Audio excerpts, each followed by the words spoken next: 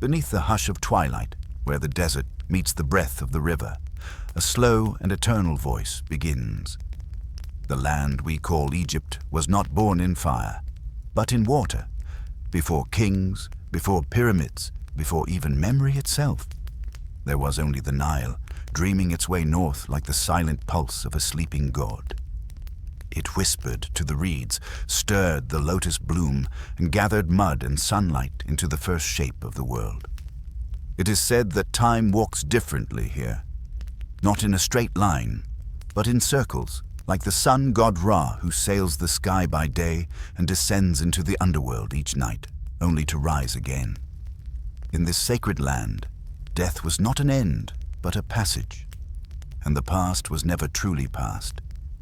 Even now, if one stands still beneath the stars, the breath of the ancients can be felt brushing against your skin like linen.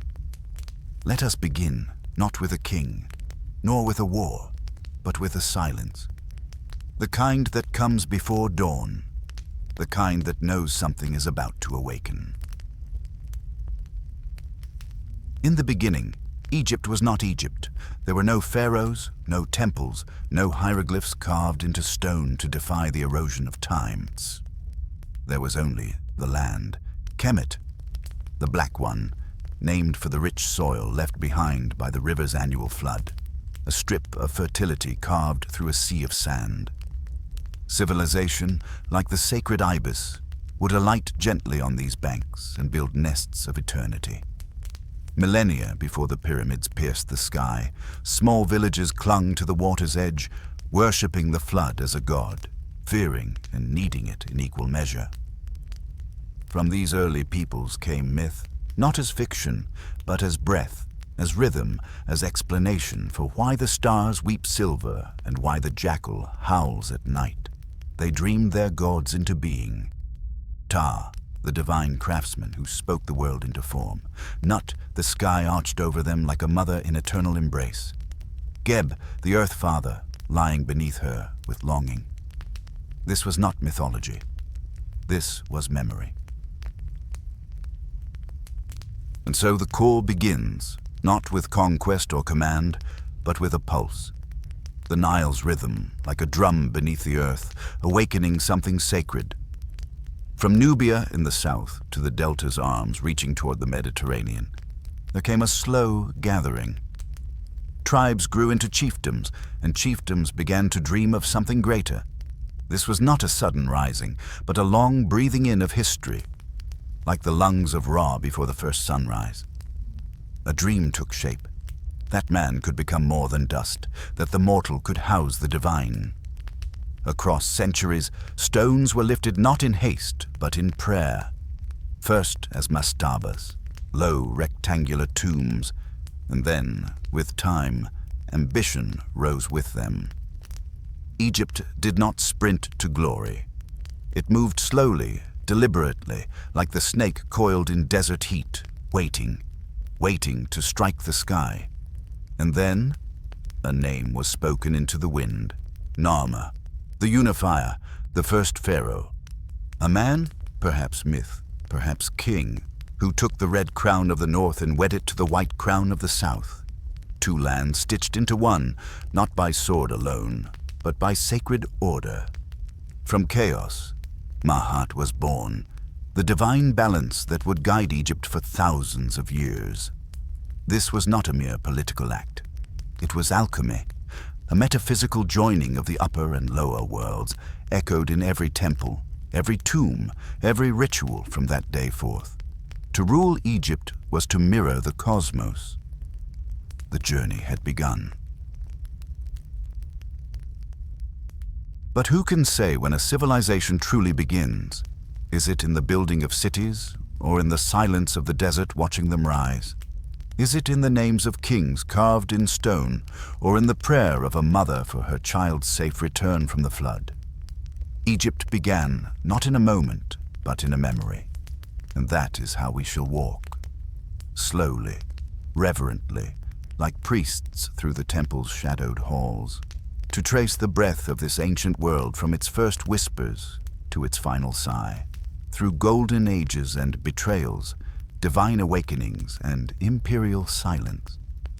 This is not simply the story of a nation, but of how time can be conquered, how man can speak to the gods through stone and myth, and how, even now, millennia later, we still listen. In the end, Egypt is not a place.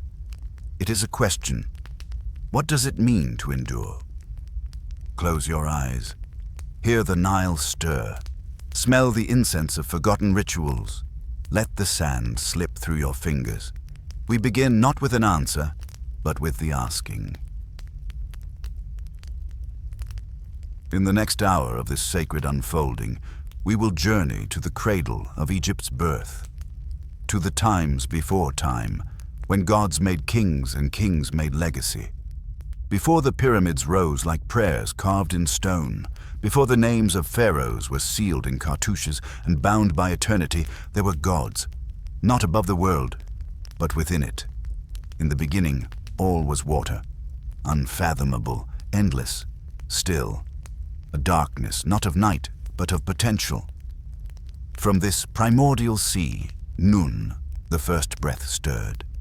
A silence broke, and from it, creation began. Out of the swirling void rose a mound, a single hill of earth emerging like a heart from sleep. Upon it stood Atum, the self-created one, the first god, complete and alone. From his essence came all that would be. He wept, and from his tears life began. He spoke, and the air and the waters were born. Shu, god of air, and Tefnut, goddess of moisture. From their union came Geb, the earth, and Nut, the sky. But in the earliest days, the sky and the earth lay tangled in embrace. Geb's body pressed to Nut's, limbs wrapped in divine intimacy, the world itself unable to unfold beneath their closeness. So Atum, with a god's sorrow, commanded Shu to lift Nut high, separating her from Geb. She arched above, her body studded with stars, and he groaned below, longing for her. Between them stretched the space of life. This was not a tale for children. It was the architecture of reality. Each day, Nut swallows the sun, and each morning she gives birth to it again, Ra, the sun god, blazing across the sky in his golden bark. And each night he travels through the Duat, the underworld, where serpents coil and judgment awaits. This rhythm, of descent and return, death and rebirth, would echo in every field, every flood, every tomb built along the riverbank. To the ancients, time was not linear, but a circle, a sacred cycle. Ma'at, the goddess of balance and truth, held the world in harmony. Against her stood Isfet, chaos, ever threatening to unravel what the gods had spun. And so, every ritual, every harvest, every offering made by man was not superstition. It was cosmic warfare. To honor the gods was to hold the universe together. And it was in this divine theater that the first kings stepped forth, not as rulers, but as bridges between heaven and earth. Long before Narmer, long before dynasties claimed time like a throne, there were legends of semi-divine rulers who walked with gods, whose names are half remembered in shadows and stars. They were called the Shemsu Hor, the followers of Horus. Were they kings or myths? No one knows, but their stories linger like smoke in a sacred chamber. The great falcon god Horus, child of Osiris and Isis, came to embody kingship itself, not merely a patron, but the soul of the pharaoh. Every king of Egypt was the living Horus, not by blood, but by divine incarnation. The throne was not inherited, it was transformed. And yet, in the earliest known records, etched into stone palettes and ceremonial maces, we see hints of unity forged by conflict. Scenes of warriors in leopard skins, of kings with flails and crowns, of bound captives kneeling in surrender. Myth and history interlace here, their edges indistinguishable. Consider the palette of Narmer, discovered in the soil of Hierakonpolis. Carved over 5,000 years ago, it is not a mere object, it is a window. On one side, a king smites his enemy beneath a falcon representing Horus. On the other, he strides between rows of decapitated foes, and atop it all, two beasts with entwined necks, symbol of unification. This was not brutality for its own sake. This was order emerging from chaos. In every conquest, the pharaoh was not expanding territory. He was restoring Ma'at. But before the palaces, before the gods' names were standardized by priestly hands, there were homes of mud brick and thatch built beside the river's sacred vein. Neolithic peoples, herders, potters, astronomers laid the first invisible stones of the world to come. They watched the stars, they mapped the floods, they buried their dead with care. In the graves of the pre-dynastic dead, we find bodies curled like unborn children, as though returning to the womb of the earth. We find ivory combs, painted bowls, amulets carved from bone. We see not wealth, but belief, that death was not departure, but journey. These early Egyptians knew what we still strain to remember, that life is brief, but meaning is eternal.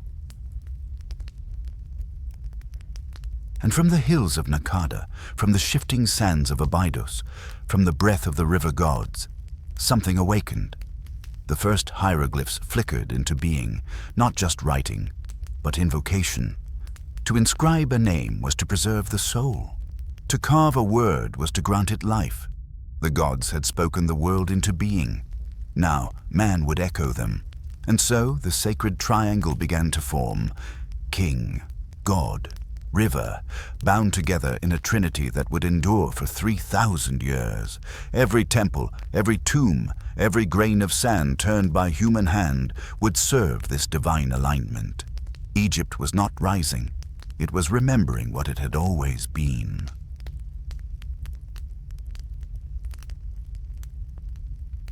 Beneath the stars, beneath the weight of time, the stage was now set. The gods had stirred, the river had whispered its secrets, the first names had been carved into stone. Soon, Narmer would unify the land. Soon, Memphis would rise. Soon, men would challenge death itself, not to escape it, but to shape it into something eternal. But for now, the breath of creation still lingered. The gods were watching, and history, like the Nile, had only just begun to flow. The wind moves gently across the plain of Abydos, stirring the golden sand into a whisper. The desert here does not shout, it remembers, and buried beneath it lies the beginning of kings. Long before the pyramids reached for heaven, before the Sphinx wore the mask of mystery, the pharaohs of the first dynasty laid their bones in the valley of the dead. Here, in the city of Osiris, death was not feared. It was the gate to forever. And the king, as both man and god, would pass through it to become something more. It began with Narmer, or perhaps with Menes, if the names are not one and the same. The lines between myth and man are thin here. What we know is this: a ruler rose in the south, crowned with the white hedget of Upper Egypt, and swept northward like a divine flood. He took the red Deshret of Lower Egypt, uniting the two lands in his grasp, and so was born the pharaoh, not merely a king, but the living expression of divine balance, Ma'at incarnate.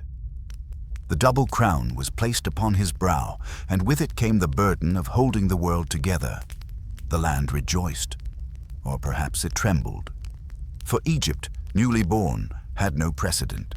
The gods gave their signs, the Nile gave its floods, but the work of civilization, this was a sacred invention, and with it came blood.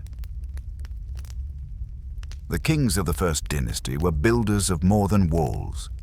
They were architects of time. Their names, etched in seraph frames, adorned the earliest monuments as though to declare, "I am here, I have bound chaos, I endure."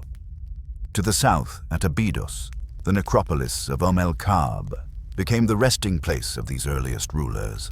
Jer, Jet, Den, Anejib, Semerket, Qa'a. Each tomb a whisper, a shadow, a foundation for the future. They were vast for their time, underground chambers sealed with timber and lined with offerings, flint blades, ivory tags, jars still scented with ancient oils. But these tombs were not for the kings alone.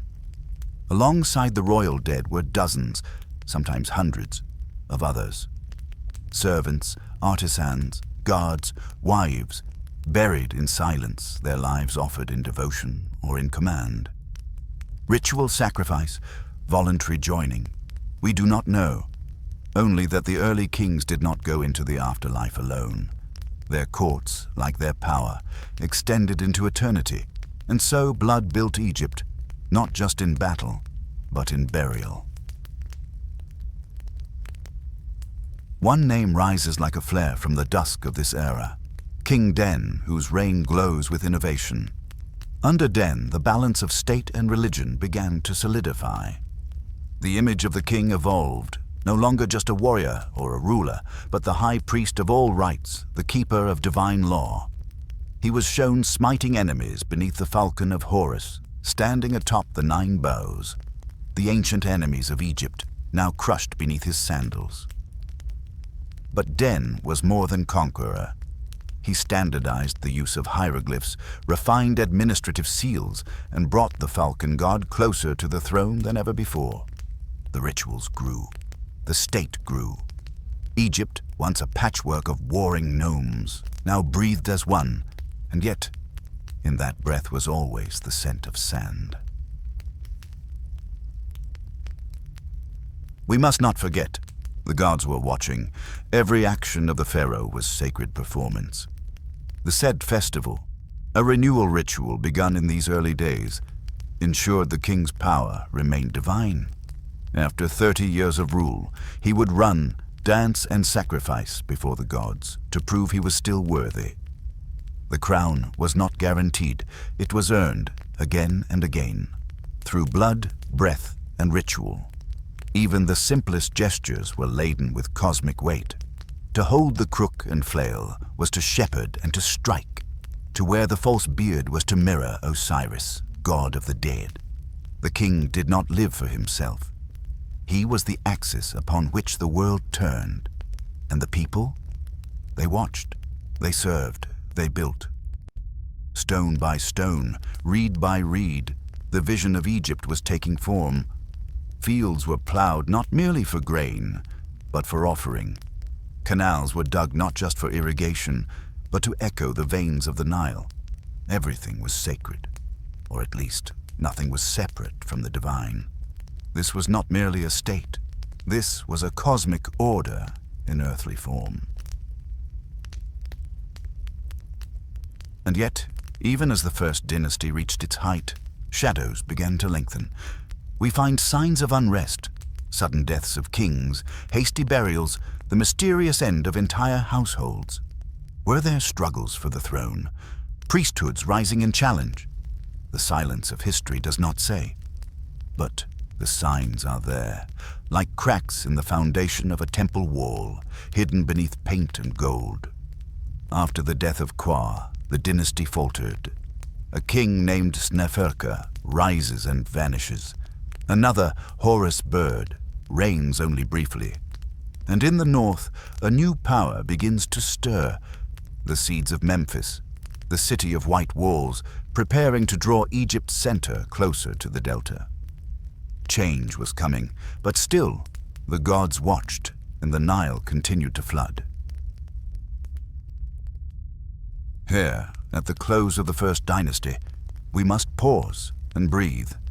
This was Egypt in its youth, bold, holy, brutal, glorious, a kingdom not yet of stone but of intention. Its kings carved their names into ivory and mudbrick, not yet granite. But their dreams were vast, and their silence is deep. They are gone now.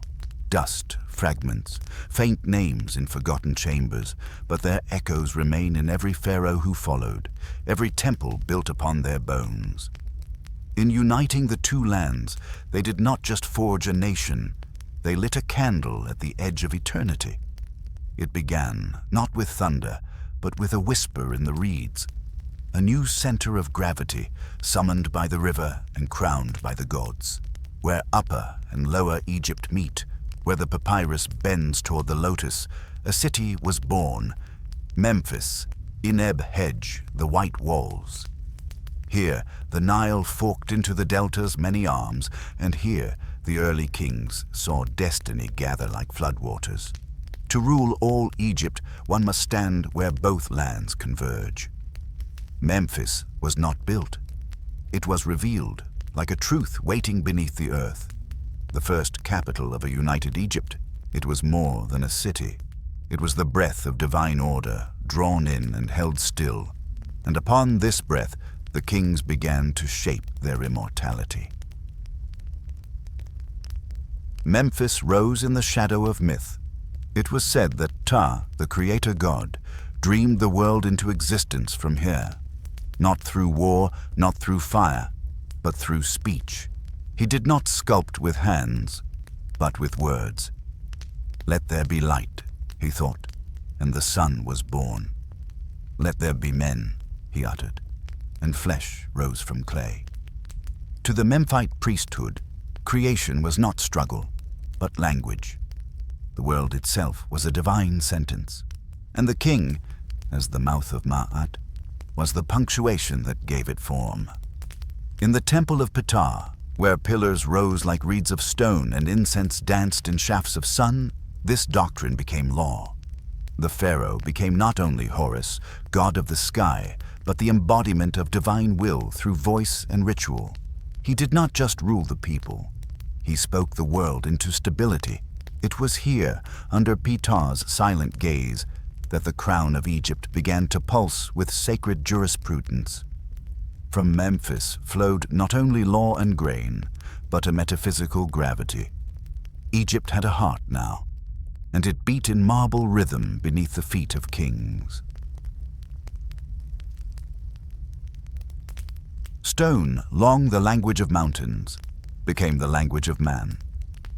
In the Tempe, low limestone cliffs east of the Nile, quarrymen cut blocks destined for sanctity.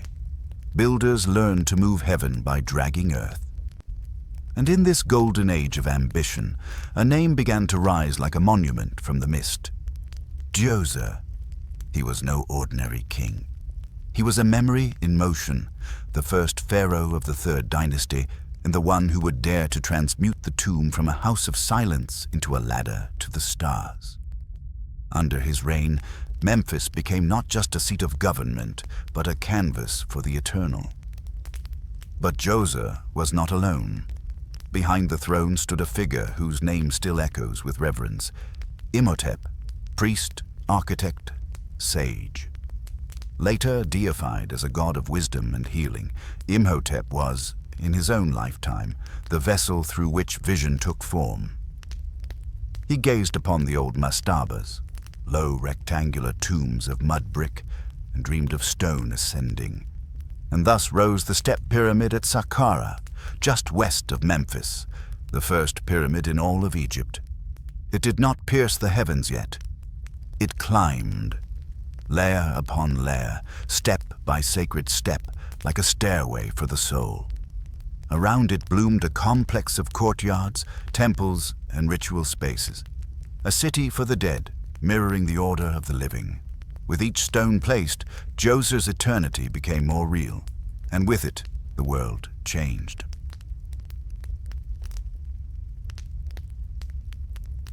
The pyramid was not merely architecture. It was philosophy in limestone. Its shape reflected the primordial mound, the benben, from which creation began.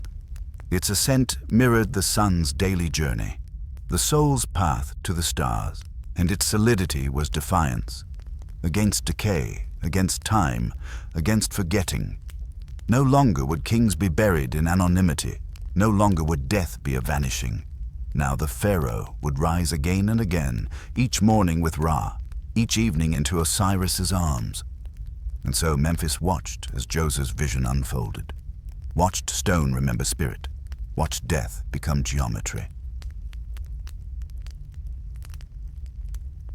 Beneath this grandeur, upon life pulsed in rhythm. In the city's narrow alleys, craftsmen shaped amulets and painted stelae. Scribes dipped reeds into ink and recorded births, harvests, prayers. Priests bathed statues of gods and whispered hymns into the silence of dawn. And always, the river moved beside them. The Nile, old as breath, bearing silt and memory. Here, in Memphis, the lines between divine and daily blurred. The pharaoh, though distant and radiant, governed grain as much as heaven. Taxes were collected in jars of wheat. Justice was measured in livestock and linen. But everything, from a villager's tithe to a priest's lamentation, fed into the great machinery of Ma'at.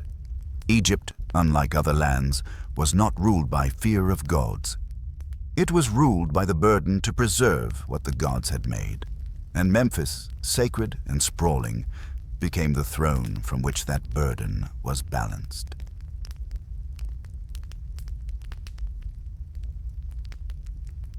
As the third dynasty gave way to the fourth, and as dreams grew taller than any man had dared to dream, Memphis would remain. A quiet witness, its walls white with lime and myth. The pyramid of Djoser had risen, but already voices in stone were calling for more. For smooth sides instead of steps, for greater heights, for a stairway that did not stop at the sky, but disappeared into it.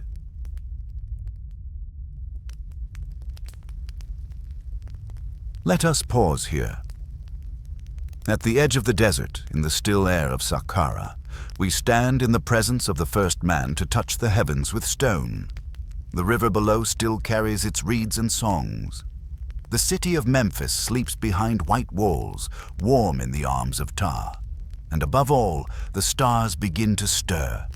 Ancient lights, watching, waiting for the kings who will rise in their image.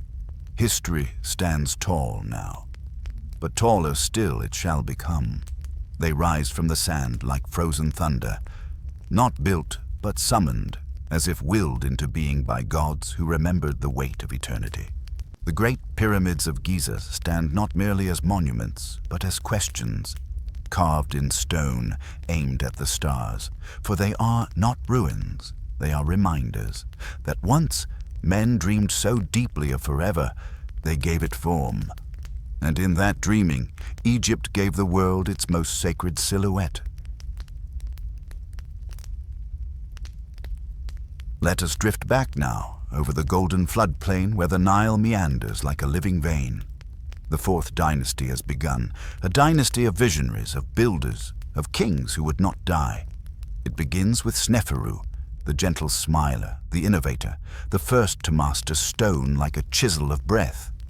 From his hands and heart came 3 pyramids, the Meidum Pyramid, the Bent Pyramid, and the Red Pyramid, each a step in an architectural resurrection.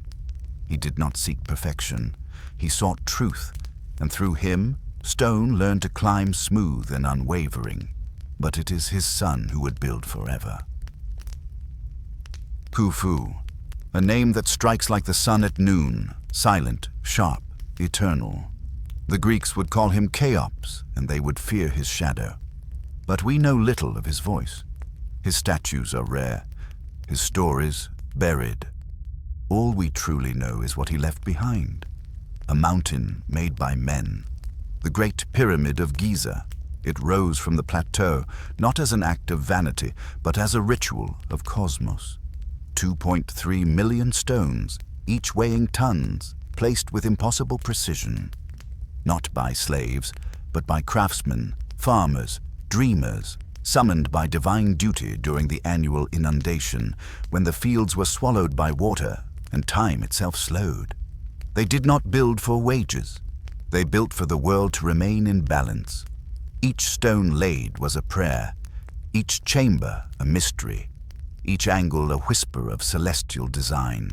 And when it was complete, the pyramid stood 481 feet high, its sides aligned with the cardinal points, its form echoing the sacred Benben, the mound of creation itself. It was not a tomb, it was a statement. The king has joined the stars. The divine is not beyond us, it is among us, in limestone, in labor, in light. Beside Khufu, others would rise. His son, Jedefre, the falcon of Ra, broke from tradition and built his pyramid to the north, closer to the sun. He may have been the first to call the pharaoh Son of Ra, a title that fused the crown with the sun itself. The king no longer merely ruled with divine favor. He was divine, an earthly emanation of a solar flame. Then came Khafra, builder of the second pyramid at Giza, slightly shorter than his father's, but elevated on higher ground, giving the illusion of supremacy. He preserved the sacred geometry. He honored tradition, but he added something new, something never seen before. A guardian. The Great Sphinx. It crouches before his pyramid, part lion, part man, or perhaps part god. Carved from a single ridge of limestone, the Sphinx gazes eastward, into the sunrise, into eternity. Its body is worn by time, but its soul is untouched. Who carved it? What does it mean? No text tells us, no inscription explains. But the silence is not empty. The Sphinx speaks in symbols. The lion for strength, the human face for wisdom, the stillness for endurance, and perhaps the eyes, eternally open, watched as the king's soul rose to heaven, borne by wind and memory. In this fusion of form, Egypt whispered its most profound belief, that kings are more than men. They are truth given shape, power given purpose. Then came Menkaura, the builder of the third and smallest pyramid, modest in scale but not in spirit. His reign, though less extravagant, is remembered for its grace. In his temple, statues of serene beauty were found. The pharaoh flanked by goddesses, his gaze calm, unshaken. A king at peace, not with conquest, but with balance. Perhaps Egypt had reached its crescendo. Perhaps the pyramids had spoken all they needed to say. And yet, what is a monument without the soul to inhabit it? The pyramids were not mere tombs. They were mechanisms for resurrection. The internal shafts, the hidden chambers, the alignment with Orion and Sirius, all of it pointed to one truth, that death was not an end. It was a process. The king's body, embalmed and entombed, did not decay. It transformed. From Osiris to Ra, from flesh to light. The pyramid was a machine of becoming, its every angle a prayer, its every stone a step toward the stars, and the people knew it. They did not mourn, they prepared. They painted walls with spells from the pyramid texts, carved into the stone like incantations to carry the king through the duat, the underworld, and bring him forth, reborn. When the pharaoh rose, so too did Egypt. But time, even in the halls of the divine, continues to pass. As the generations turned, as dynasties shifted, the grandeur of Giza gave way to other visions. No pyramid would ever match the scale of Khufu's again.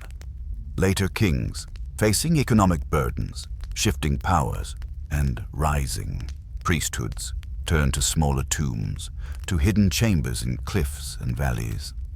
The pyramids remained, but the voice that summoned them began to fade.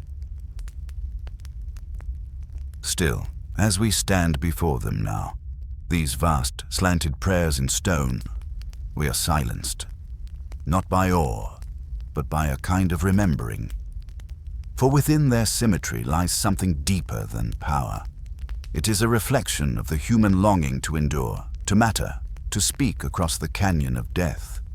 And Egypt, through these stones, still speaks, not in words, but in silence that echoes louder than speech. The sun sets slowly on stone, not with violence, not with collapse, but with soft shadow, drawn out over centuries like the hush after a hymn. The pyramids of Giza remained colossal, unshaken, but Egypt, ever eternal, turned its face inward. The time of visible monuments, of mountains carved from the earth, began to yield to something quieter, darker, more intimate, the soul's descent into the unseen. It was no longer enough to build upward. Now, one had to journey below.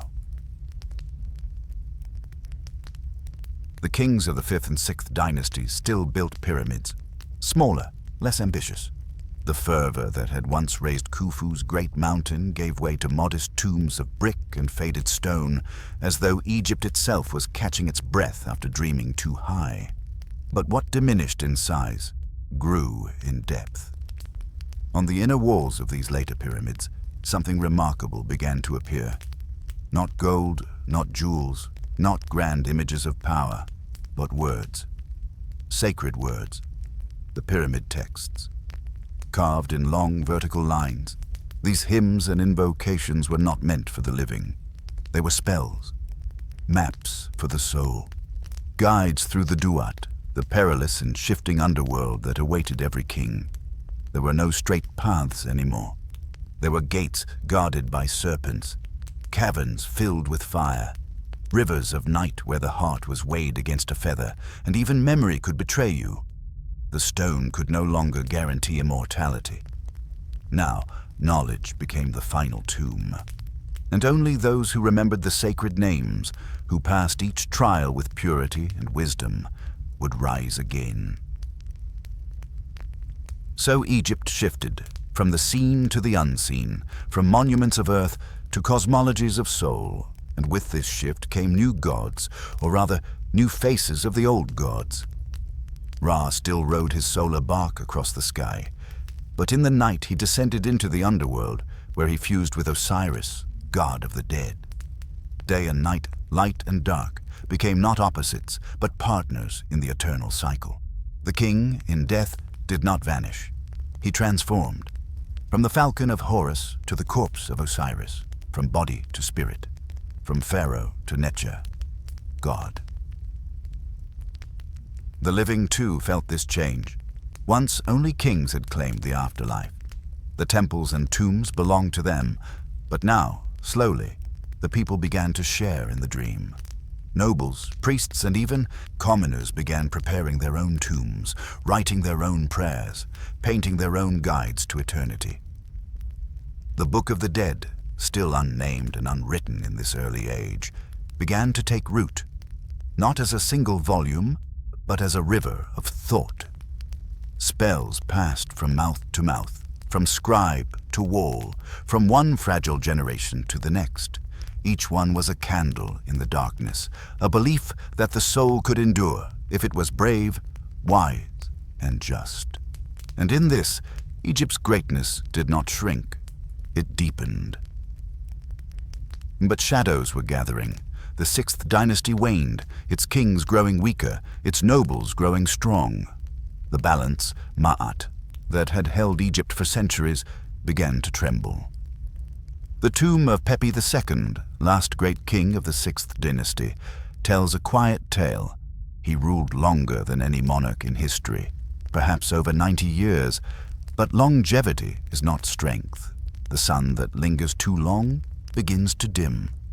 As Pepi aged, the land beneath him cracked. The central government lost control. Provincial rulers, nomarchs, amassed wealth and power. The Nile's rhythm faltered. Famine, drought, rebellion. These were not just sufferings. They were omens. The gods were watching, and the people whispered, "Where is Ma'at?" The old kingdom, builder of dreams, faded into the first intermediate period, a time of civil strife and broken unity. Yet even in the turmoil, Egypt did not fall. It searched. In tombs carved into cliffs far from Memphis, new art began to bloom, raw, human, vibrant. No longer just stylized kings and gods, but scenes of daily life. Baking bread, fishing the Nile, embracing loved ones. In the darkness of collapse, Egypt found something personal. The spirit of the land did not vanish. It simply lowered its voice. The gods were no longer distant. They were among the people, walking the fields, listening at the door. And in this new intimacy, the belief in the afterlife grew stronger than ever.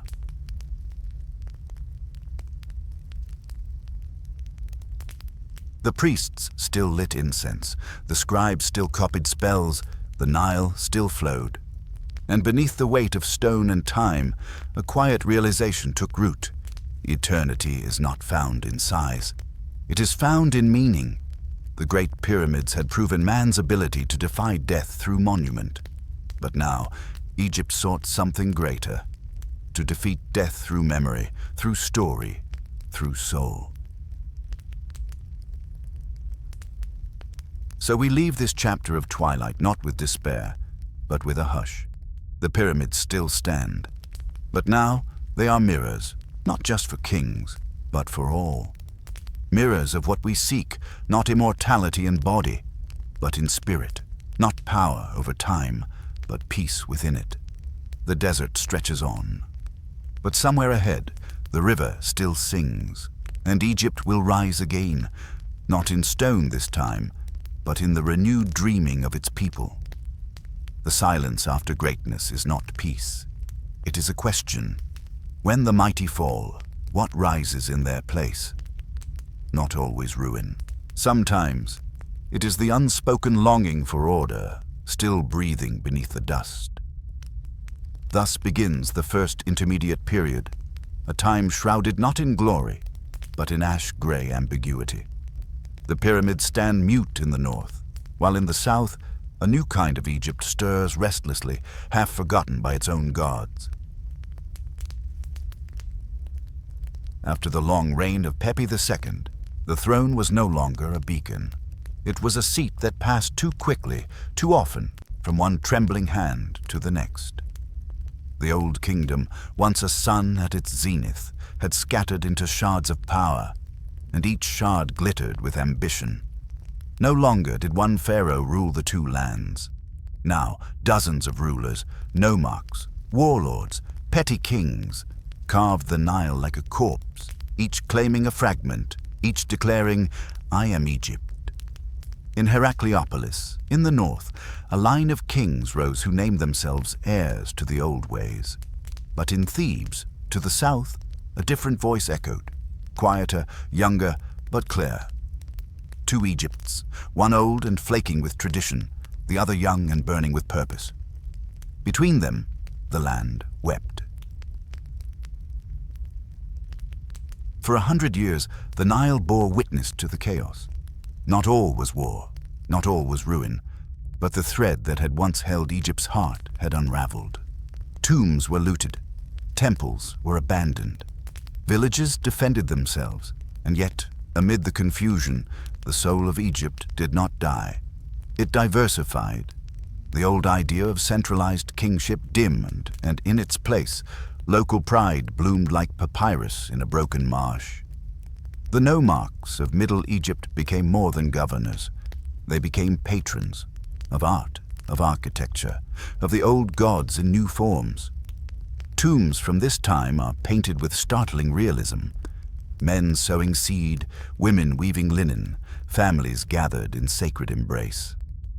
The divine was still present, but so too was the earthly. Egypt was learning how to endure, not through granite and law, but through the quiet resilience of ordinary lives. Still, memory is a powerful current, and the memory of unity, of a single sun rising over both Upper and Lower Egypt, did not die. It lived in dreams, in myth, in the bones of the priests who whispered of Ma'at, still waiting to be restored. It lived above all in Thebes. There, in the narrow strip of southern valley where cliffs kissed the Nile, a new dynasty took root. Small at first, almost invisible. But from that humble soil rose the 11th dynasty, and with it, the figure who would redraw the map of heaven and earth, Mentuhotep II. His name meant, "The god Montu is satisfied." But it was not satisfaction he carried. It was destiny. From Thebes, Mentuhotep marched north, not in blind conquest, but in the name of reunion. A sacred war, not for power, but for balance. The wars were long.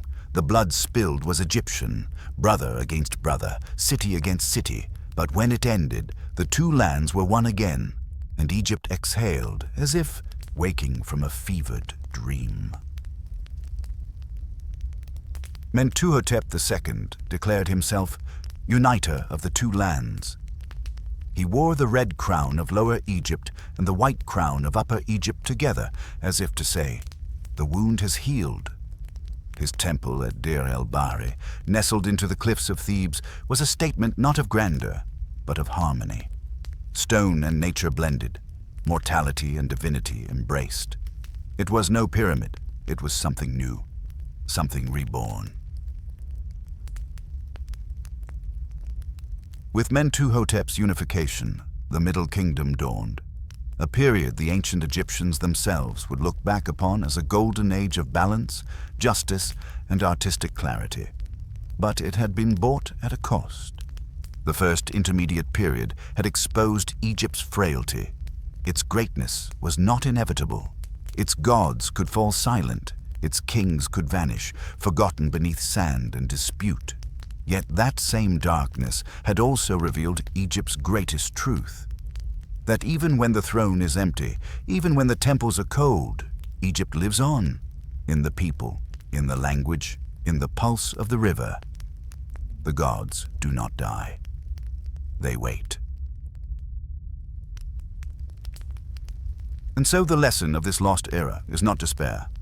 It is memory. That from chaos, unity can return. That even broken lines can be rejoined. That Ma'at, order, balance, harmony, is not a gift. It is a choice, renewed each generation. As the sun rises again over Thebes, golden and slow, Egypt is no longer fractured. It is whole. And in that wholeness, something new begins to stir. Not just power, but wisdom. The kind that does not forget the darkness, but walks through it, eyes open, toward the light. There is a hush that follows healing. A stillness not of silence, but of deliberate breath. The kind drawn in slowly after storm and strife, as if the land itself must remember how to be whole again. Thus dawned the Middle Kingdom, not in trumpet blast nor violent conquest, but in the soft return of order, measured, thoughtful, luminous. The chaos had passed, and in its wake, Egypt did not rush to rebuild stone. Instead, it turned inward, toward the heart. If the Old Kingdom was a monument of muscle and awe, then the Middle Kingdom was a mirror held to the soul. Here the pharaoh was still divine, but he was also now a man among men, a shepherd king, whose role was not just command, but compassion. Pharaohs of this age walked with a slower step. Their words were not merely declarations of power, but meditations on justice, balance, and fate. The scribes called them Heka Ma'at, ruler of truth.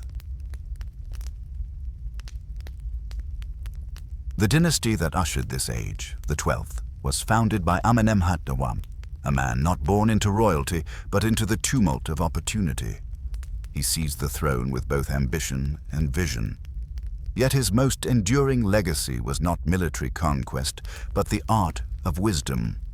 He wrote, or commissioned, a letter to his son. The teaching of King Amenemhat. It was no boast. It was a father's voice from beyond death, warning of betrayal, of solitude, of the weight that crowns carry. It is among Egypt's earliest political philosophy. Not a hymn to gods, but a warning from man to man. From this soil of reflection, literature bloomed. The scribes of the Middle Kingdom became poets of the divine and tragic. They crafted tales not just of pharaohs and battles, but of dreamers, wanderers, and doubt. The story of Sinu told of an official who flees after the king's death, lost in foreign lands, aching with homesickness, yearning not for glory, but for belonging. The dialogue of a man with his bar spoke of one questioning life itself, wrestling with despair, longing for death, yet clinging still to meaning. These were no longer tales of power. They were stories of feeling, of philosophy, of the inner world.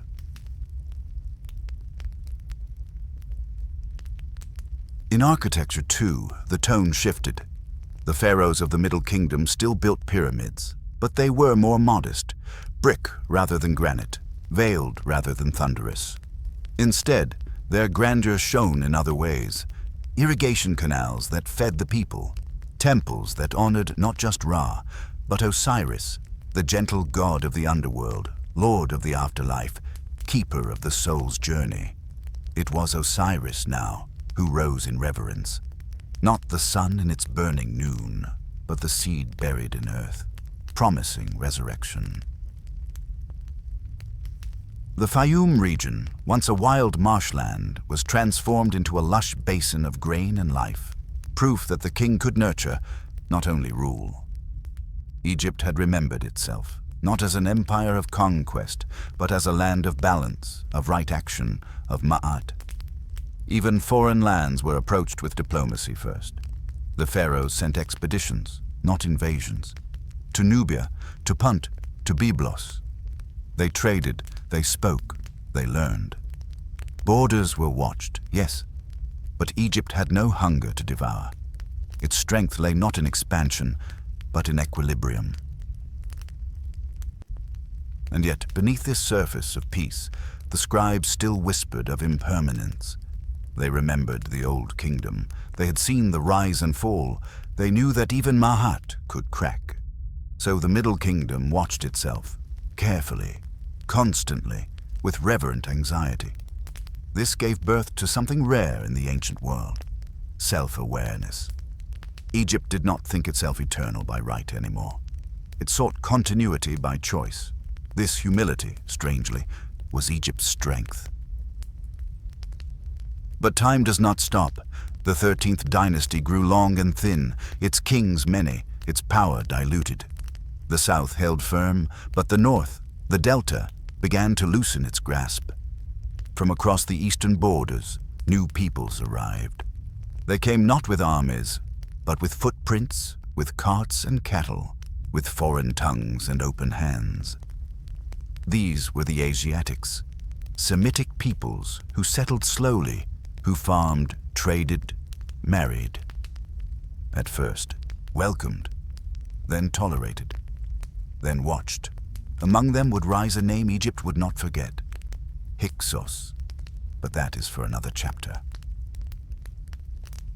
For now, the sun sets on the Middle Kingdom, not in fire, but in gold. Not in collapse, but in soft fading. Its tombs still speak, its scrolls still weep with poetry, its gods still listen. Here was a time when Egypt looked inward, and in doing so, discovered the sacredness of human emotion. Not just to conquer death, but to understand life, to weep and still build, to doubt and still pray, to feel small and still live justly. This was the Middle Kingdom's gift to time, not monuments of height, but truths carved deep, and though the winds would scatter its palaces, and new kings would soon rise on foreign chariots, what was planted here, in verse, in vision, in virtue, would never truly die. Because Egypt, once it remembered the heart, could never forget it again. There are fractures that echo like thunder, and there are those that fall quiet, a gentle splitting of the earth, a subtle shift in the stars. So fell Egypt into its second intermediate period, not by sword, but by slow forgetting.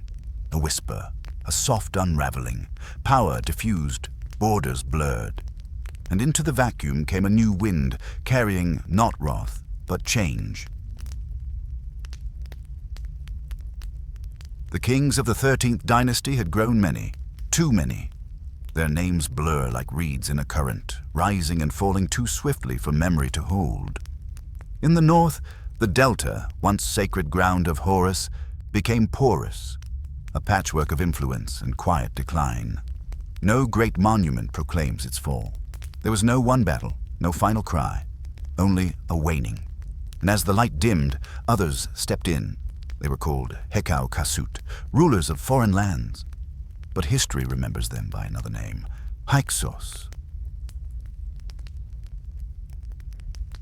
They did not come in armies. They came as traders, settlers, shepherds.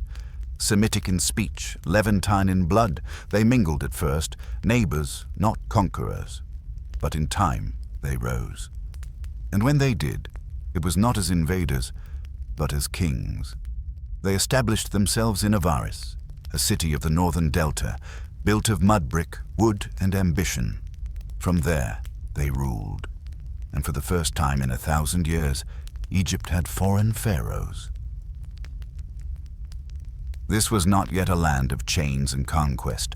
The Hyksos were not cruel. They adopted Egyptian customs.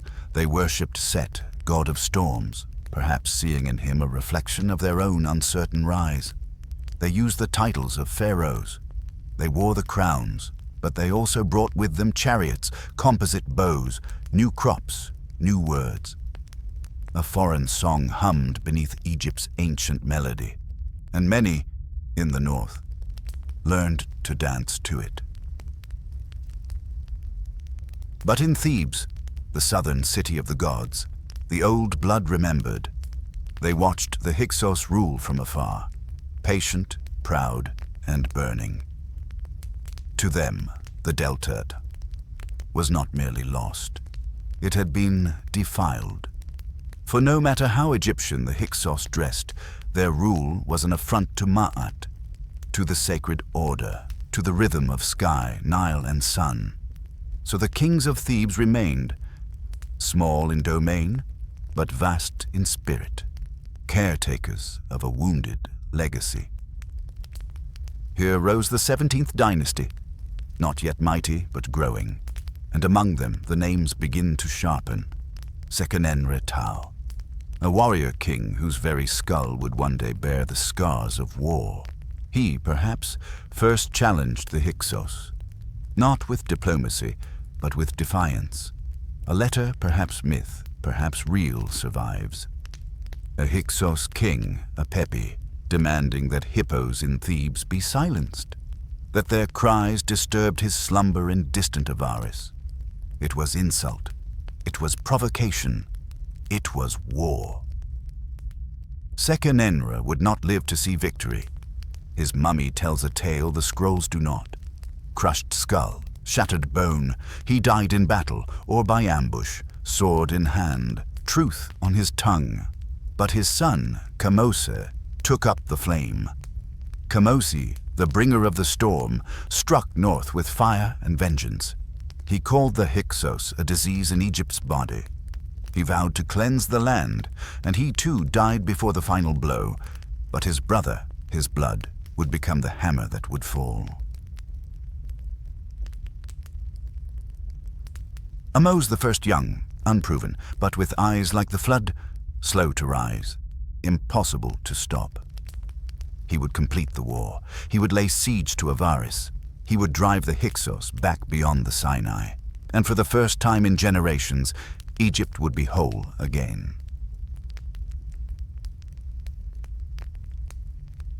But Ahmose was not merely a conqueror. He was a renewal. He opened Egypt to the world once more, sent ships south to Nubia, east to the Levant. He fortified borders, reformed temples, reclaimed the throne as a vessel of divine will. With him, Egypt stood on the edge of something new, a world not of isolation, but of empire. So ends the second intermediate period, not with silence, but with the return of song. Egypt had survived foreigners on the throne.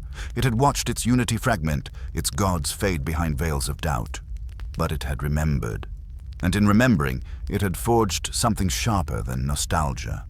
A hunger, a will, a purpose renewed. Soon the armies of Egypt would thunder across distant shores. Soon gold would flood its temples. Soon kings would rise to touch the stars. But never again would Egypt forget this, that its soul can bend but never break, that its crown, even stolen, can be reclaimed, and that from ashes, always, the lotus blooms. The Nile had run red before. It had known death, division, and silence. But now it surged with golden thunder, as if the gods themselves had returned from exile. For Egypt had not merely endured. It had remembered what it meant to rise. and from the bones of its broken kingdoms it built not a monument, but an empire.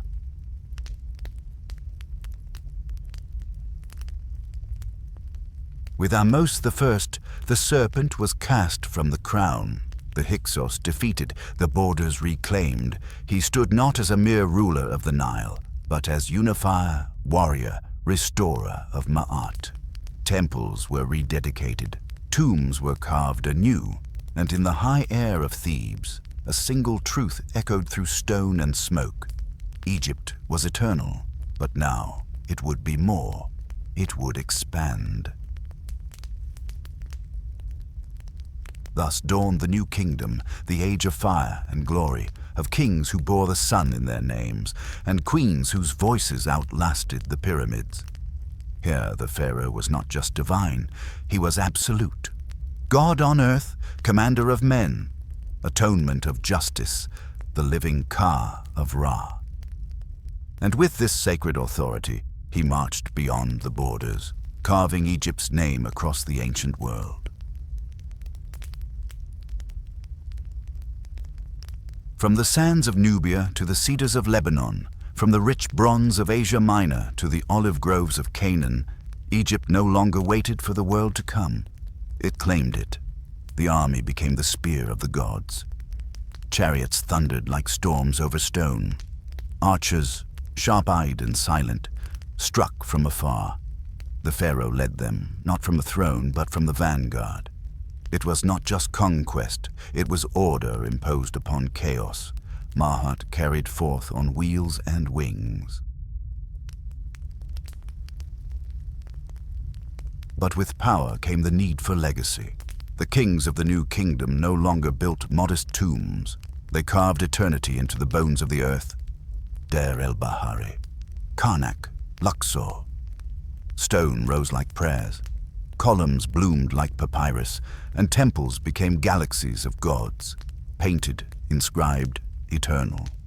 The gods themselves grew grander. Amun, once a local Theban deity, now rose as Amun-Ra, king of the gods fused with the sun. His priests became nearly kings themselves, their coffers fat with tribute from the empire's farthest corners. To worship was not mere ritual, it was politic. It was survival. And yet, amidst the splendor, there were names that burned brighter than the rest. Pharaohs who were not merely rulers, but legends woven into time's own fabric. Thutmose I, first to cross the Euphrates, planting Egypt's banner in foreign soil. Thutmose III, the Napoleon of ancient Egypt, master of battle, genius of empire, his annals etched like thunder into temple walls. He fought in Megiddo, that place whose name would echo into Armageddon. He besieged cities not for plunder, but for permanence. He transformed the pharaoh from king of a river to emperor of a world. And between these conquerors rose a woman of impossible might, Hatshepsut, daughter of gods, wife of kings, mother of empire. Denied the title by blood, she seized it through will. She dressed as a man, wore the false beard of kings. Not in mockery, but in ritual defiance, a reweaving of the sacred order. Her reign was not one of war, but of prosperity. She sent expeditions to Punt, that shadowland of incense and ivory, bringing back not only wealth, but myth. She built a temple to rival the sky, her tomb carved into the cliffs like a womb of stone. Hers was the Egypt of grace, of artistry, diplomacy, and radiant control. And when she died, some tried to erase her, but stone remembers. And now, so do we. Through these centuries, Egypt stood not still, but ever rising. The Valley of the Kings became the new necropolis, hidden tombs painted with stars, where pharaohs now lay in secret, guarded not by pyramids, but by shadow and myth. The gods grew ever more entwined with politics. Each dynasty built higher upon the backs of the last, and yet, through it all, the essence of Egypt endured, a land of symmetry, ritual, and divine rhythm. Its calendar still rose and fell with the Nile, its people still sowed in trust and reaped in praise. Its scribes still etched memory into papyrus and stone. This was Egypt at its zenith, not only a kingdom, but a world entire. Yet even the sun at its highest point must begin to fall. For in the shadow of empire lurk seeds of doubt. In the temples, the priests of Amun grow fat with gold, their power swelling beyond the crown. And soon one man will rise who will defy them, a heretic, a visionary, a god-struck soul. He will burn the name of Amun. He will build a new city in the sand. He will dream of one god and call him Aten. But such dreams do not pass quietly in Egypt. There are moments in time when the stars shift, not in the sky, but in the heart of men. When one soul, touched by vision or madness, turns against the ancient rhythm and dares to rewrite the divine. So it was with Akhenaten, the heretic, the sun-drunk pharaoh, the man who broke the gods. Born as Amenhotep IV, he was son of Amenhotep III, a king of wealth and splendor, one whose court danced with incense and ivory, whose queens were adored like goddesses. But in the prince's heart stirred a different fire, not the measured devotion of priests, nor the golden diplomacy of his father. He looked not to temples, but to the sky. He saw the sun disk, the Aten, and in its rays he saw something ancient, yet strangely new. Not a god of form, no falcon, jackal, or ibis, but light itself, formless, boundless, the living breath of existence. When he rose to the throne, he did not yet reveal the full vision. He built temples to the Aten, even as he honored Amun. But soon, the masks began to fall. He changed his name, Akhenaten. It is well with Aten. And in that name, a war began, not of swords, but of truths. He abandoned Thebes, the city of Amun, and built a new capital, Akhetaten, the horizon of the Aten, in the middle of the desert, where no god had ever ruled. There, in a place without history, he shaped his dream. White-walled palaces, open-air temples, stelae inscribed with his devotion, not to Egypt, but to the sun. He banned the worship of all other gods. Their temples closed, their names chiseled out. Even Amun, king of the gods, was erased. And for a moment, under the burning disk, Egypt stood as a monotheistic land. The art changed. Gone were the rigid forms, the idealized pharaoh, the timeless pose. In its place, fluidity, emotion, life in movement. Akhenaten was shown with elongated skull, wide hips, sagging belly. Not a warrior king, but a mystic father. He held his wife's hand. He kissed his daughters. The sun's rays reached down, ending in gentle hands, blessing their family. The divine became intimate, and at his side stood Nefertiti, queen of radiant grace, priestess of the Aten, whose name means the beautiful one has come. Together, they were sun and shadow, dream and daylight, priest and priestess of a sacred rebellion. But dreams do not float forever. The priests of Amun had been silenced, but not erased. The people, simple, rooted, still whispered the old names in their homes. The Aten gave no afterlife, no underworld, no judgment, no comfort in death, only light and then silence. The tombs stopped being built. The scribes hesitated. Even the soldiers grew restless, and famine came, and plague, and the sun, once warm, became a tyrant in the sky. Then Akhenaten died, perhaps suddenly, perhaps slowly, fading like a desert mirage, and when he passed, so too did his city. Akhetaten was abandoned, left to the wind and the jackals. The Aten, once supreme, was cast back into obscurity. The old gods returned, with vengeance. Statues were shattered. Reliefs were scraped clean. His name was struck from records, his legacy cursed by time. But the tale does not end there, for in his palace, in the dying breath of his reign, a young boy played in the sun's shadow. His name, Tutankhaten, living image of a 10. But soon he would be known by another name, Tutankhamun, living image of Amun. The boy king would return Egypt to the old gods, but carry with him fragments of a broken dream. For even in failure, Akhenaten's vision lingered, a solitary sun suspended in the minds of philosophers yet unborn. Akhenaten was not loved. He was not remembered fondly, but he was remembered.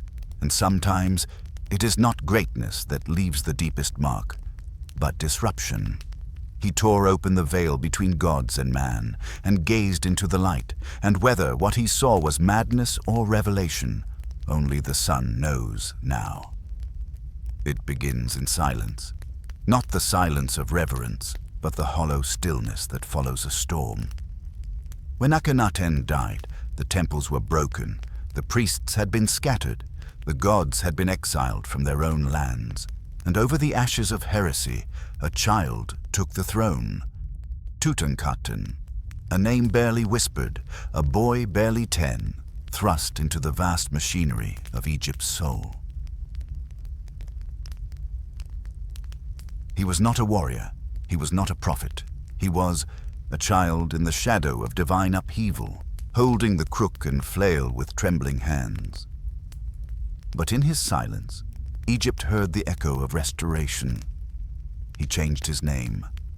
From Tutankhaten to Tutankhamun, from living image of the sun disk to living image of Amun. The old gods breathed again. Under the watchful eyes of court advisors, I, the whisperer, Horemheb, the soldier, and the ever-watchful priests, the temples reopened. Offerings flowed like honey. Statues were re-raised from their tombs of dust. Amun, once silenced, now stood again with plumed crown high. Osiris, Isis, and Thoth returned to their celestial thrones. The gods did not punish Egypt, they welcomed her home. It was not just ritual, it was a healing. Tutankhamun built again, not grandly, for his reign was short, but faithfully. He offered to the gods in gold and lapis, restoring shrines desecrated by the sun cult. He walked Thebes with bowed head, more pilgrim than king. And the people loved him, not for what he ruled, but for what he returned. The world, once scorched, began to bloom.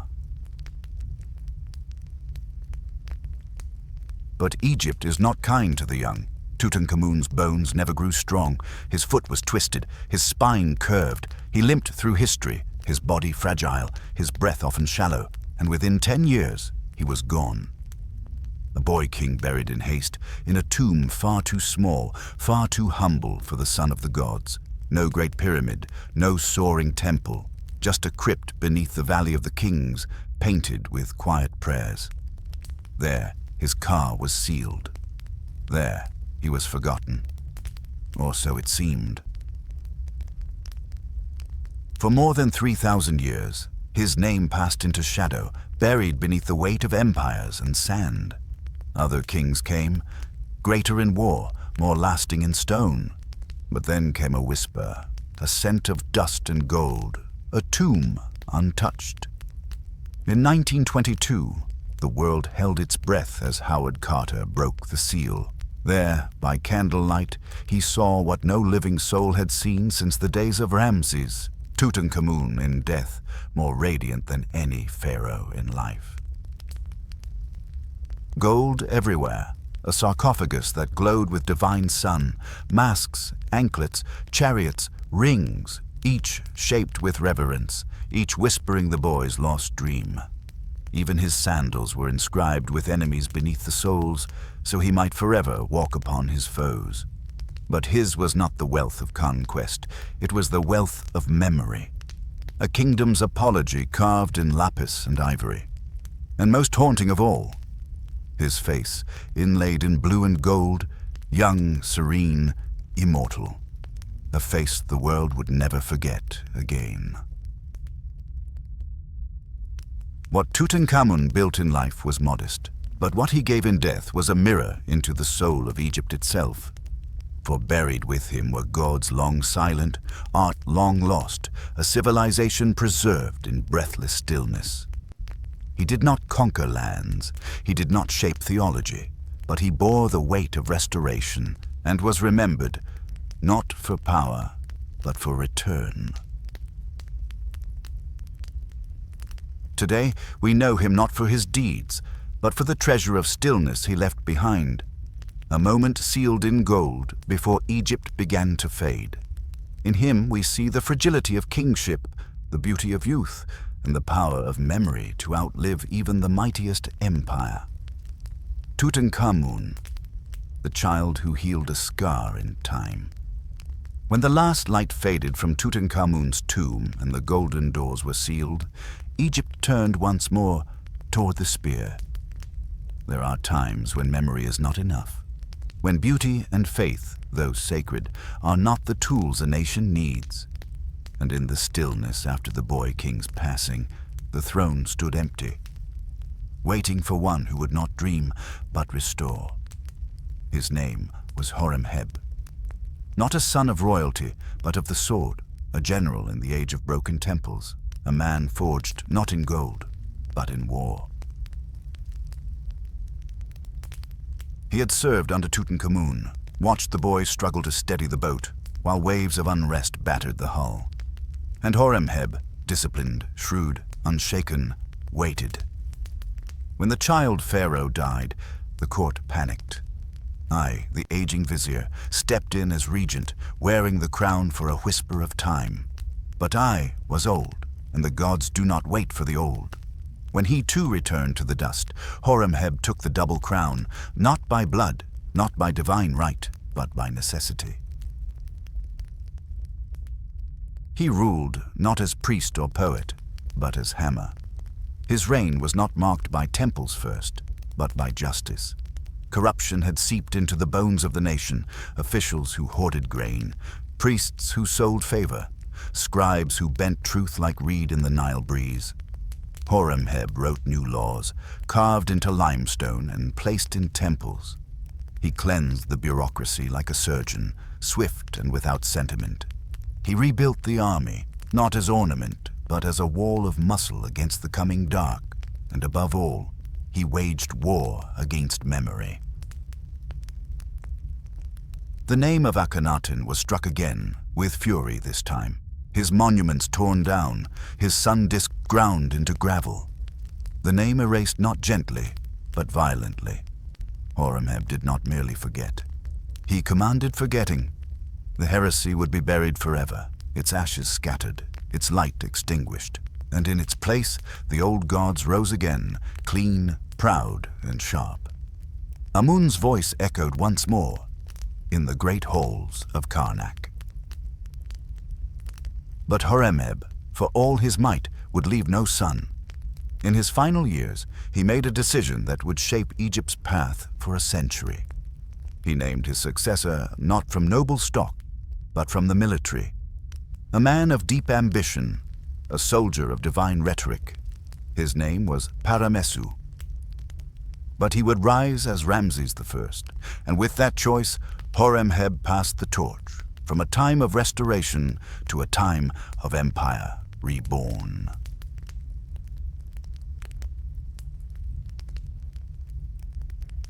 There is a strange holiness in order, a kind of worship in structure, law, and discipline.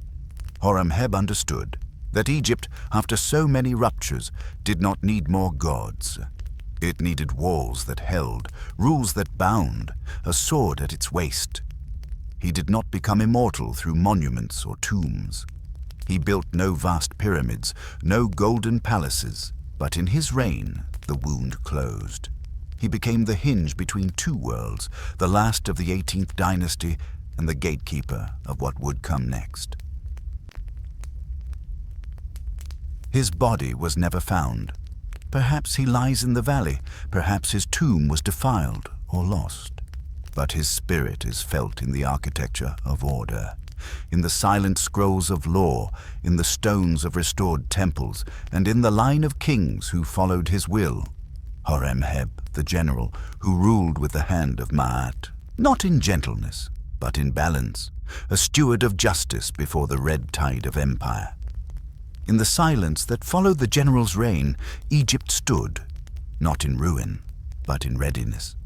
The sun had risen and fallen on gods and heretics, on child kings and tomb makers, and now it cast its first golden light on a new dynasty, a house not of ancient blood, but of soldiers' sweat and stone-cut dreams. Paramesu, a commander of chariots and prayers, was chosen by Horemheb himself, not for royal lineage, but for loyalty, discipline, and strength.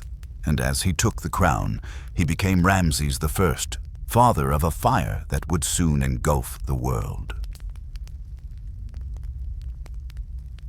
His reign was brief, a flicker, a spark, less than 2 years, but from that ember a torch was lit, for he placed his son, Seti, on the throne beside him. Seti, who bore the gaze of hawks and the command of rivers.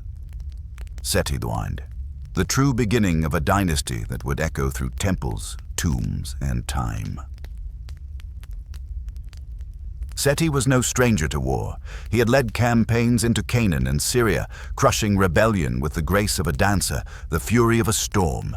He was a king of balance, fierce in the field, yet reverent before the gods.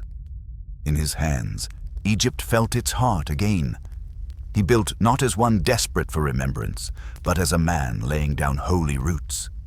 At Abydos, he raised a temple to Osiris, each relief a whisper of devotion, each hieroglyph carved like prayer. Within its walls, he engraved the king list, a scroll of stone that named all the kings before him. In that act, Seti reached backward, touching the hands of Narma and Khufu, and said to time, I remember. And still he marched. The chariot wheels spun once more over desert and mountain. To the north, the Hittites watched with rising tension, for Egypt's armies had not marched so far since the days of Thutmose and Amenhotep. Seti struck at Kadesh, a name that would burn brighter still in years to come. But for now, he returned not with legend, but with peace carved by strength. The borders held, the gods were fed, and in Thebes the temple columns rose like papyrus stalks, drinking the Nile's promise. He was no tyrant, nor did he chase the sun like the heretic kings. Before him, he walked with the gods as a man walks with the wind, unseen but always aware of its presence. He honored Amun. He kissed the feet of Ptah. He listened, perhaps in dreams, to the voice of Osiris beneath the earth. And in his court stood a child, his son, red-haired, bright-eyed, and waiting. His name, Ramses, not yet the Great, but already the heavens bent slightly toward him. Seti reigned for over a decade, a calm after centuries of shifting sand. He had buried his father with honor. He had named the gods once more in song. He had taught the temples to rise again. But time, as always, takes even the strongest. When he died, his tomb in the Valley of the Kings was lined with stars, deep blue, flecked with eternal gold, a sky beneath the earth where his soul might sail forever. He was mourned not with fear, but with reverence, a king who had ruled justly, fought bravely, and remembered the thread of legacy when others had tried to cut it. And his gift to Egypt was not merely peace, but preparation. For what loomed ahead was no gentle rain, no quiet dusk, but fire and thunder and glory carved into cliff walls. The age of Ramses was about to dawn. The air crackled. It was not yet thunder, but something deeper. A shift in the Nile's breath, a shiver in the stars that arched above Memphis.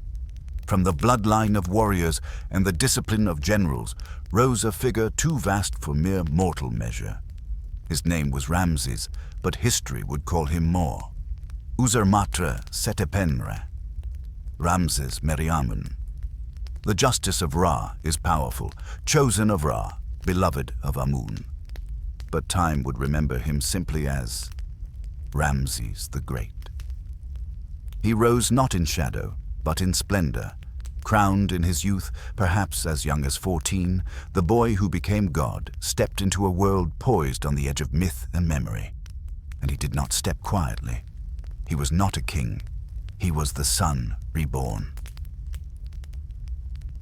He built and built and built temples, tombs, sanctuaries, cities. The earth itself seemed to open its arms to him. At Luxor and Karnak, he inscribed his name in walls of stone so high they touched the clouds of incense. At Abu Simbel, he carved himself fourfold into the cliff, colossal, eternal, watching the Nile. Each statue was not just an image, but a monument to kingship itself. He became the very symbol of Pharaoh, an embodiment of power, divine right, and majesty. And yet he was not merely a builder, he was a warrior. And his chariot thundered. To the north, the Hittite Empire gathered its strength, sharp as obsidian, waiting to reclaim Kadesh, a fortress in the bones of Syria, and Ramses rode to meet them, a host of 20,000 men, a sea of bronze and banners. It was the Battle of Kadesh, one of the greatest military clashes of the ancient world. The records, of course, speak of his valor. They speak of Ramses surrounded, betrayed by poor intelligence, his army divided. And in that moment, he became legend. He leapt upon his chariot, charged alone into enemy ranks. Not one of my princes, nor of my captains was with me, he claimed. The gods rode with him, he said, Amun himself holding the reins. History breathes differently here. The truth, likely, is more shaded. The battle ended not in victory, but in stalemate. But Ramses, in his wisdom, knew that legend is louder than fact. He carved the story into temple walls across Egypt, a tale of bravery, divine favor, and royal might. And in doing so, he won something greater than land. He won immortality. Years later, he did what few rulers ever managed. He reached across the bloodied soil and signed peace. A treaty with the Hittites, the first recorded peace agreement in history. Written in 2 languages, bound by oaths before the gods, it promised no more war and sealed itself in royal blood through marriage. Ramses married a Hittite princess, bringing east and west into harmony. The empire breathed easier. For now. But Ramses did not rest. He ruled for 66 years, longer than any before him. His reign was one of abundance. Harvests flowed, temples flourished, children ran through palace halls like reeds on the wind. He fathered over 100 sons and daughters, his court a constellation of royal blood. And yet none shone so bright as one. Nefertari, his queen, his love, his equal. At Abu Simbel, he carved a temple not just for himself, but for her. Her image stands beside his, same height, same throne. A rare and radiant gesture in a world of gods and kings. He wrote to her in stone, "My love is unique, no one can rival her." In that, perhaps, Ramses was most human. As he aged, he watched time fold under his feet. He outlived his enemies, outlived many of his children, watched the stars shift across the horizon, and the younger generations kneel before his shadow. His body grew frail, but his name grew stronger. He became Pharaoh eternal while still alive. And when he finally passed, aged nearly 90, the land wept. He was laid to rest in a vast tomb in the Valley of the Kings, a palace beneath the earth. But his mummy would wander. In ages yet to come, his body would be moved, hidden, rediscovered, still watching us, still waiting in gold and linen. Ramses did not just rule an empire, he became its symbol. To this day, when one imagines Pharaoh, it is his face they see, majestic, serene, unbreakable. He stitched together past and future, myth and memory. And though empires fall and sand reclaims all, Ramses remains, not merely a king, but a story made flesh. What follows the footsteps of a god? When the voice of thunder quiets and the builders lower their chisels and the sun no longer rises in the shape of a man's name. What then becomes of the kingdom? Ramses II had stretched Egypt's might to the corners of the known world. He had carved his face into cliffs, his victories into stone, his love into eternity, but even the Nile ebbs, and behind the brightness of glory comes a hush, a slow, aching hush. His son, Merneptah, stepped into the throne not as a blazing dawn, but as a steady torchlight. He was already old. A prince who had waited too long beneath a father who would not yield. And when he finally held the crook and flail, he ruled with weariness, not ambition. There were whispers at the borders, tribes pressing from Libya, sea peoples drifting ever closer, like the tide before a storm. Merneptah fought them, yes, and he claimed victories in inscriptions and hymns, boasting of burnt ships and broken bones. But the world was shifting. Egypt, once the hammer, now braced itself like a shield. It is here, in his reign, that we hear for the first time, like the first crack of distant thunder, the name Israel carved into stone. A people described as already conquered, their seed laid waste. But history would tell another tale. Egypt still marched, still spoke in the old tone of kings. But its voice was growing thin. Its hands, once sure, now trembled at the edge of change. After Merneptah, the succession faltered. The house of Ramses, so grand, so fertile, fractured.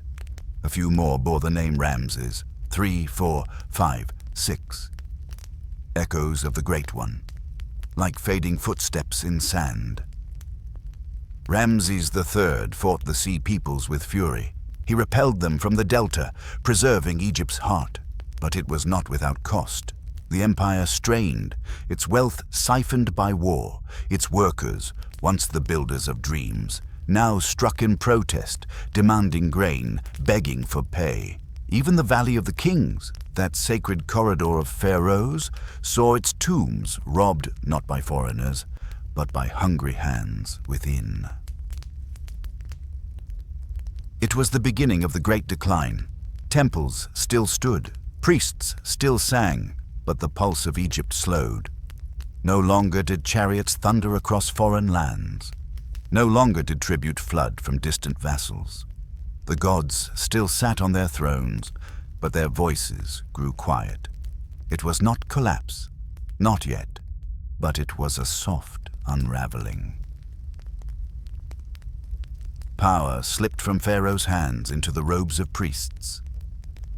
At Thebes, the high priest of Amun became the true ruler of Upper Egypt, wielding more sway than the kings in name. In the north, the Delta saw the rise of foreign generals who took Egyptian names, built Egyptian temples, but bore Libyan blood.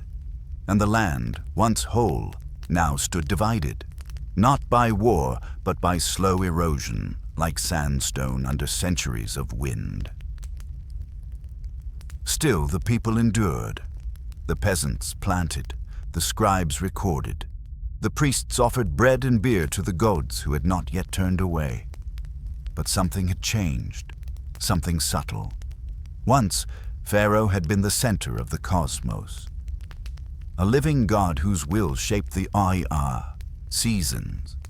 Now he was one voice among many, his throne no longer the anchor of eternity, but a chair passed between mortal men. And yet Egypt remembered, always. The names were carved in temple walls, even if the faces behind them faded. Ramses still stood at Abu Simbel, Osiris still ruled the underworld, the Nile still flooded, not as blessing alone, but as memory, a memory of what once was. By the end of the 20th dynasty, the Valley of the Kings lay silent, its tombs breached, its walls scoured, its secrets lost. The mummies of pharaohs, once sealed with sacred rites, were gathered in hidden caches, moved from their golden tombs to plain wooden boxes, like relics smuggled from fire.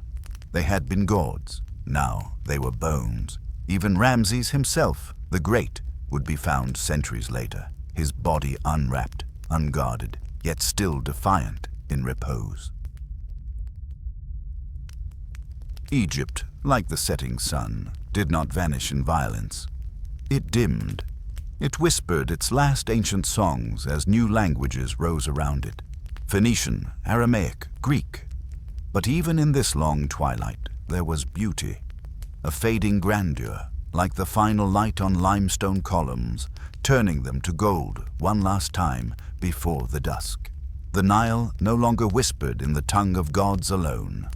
She now murmured in accents foreign.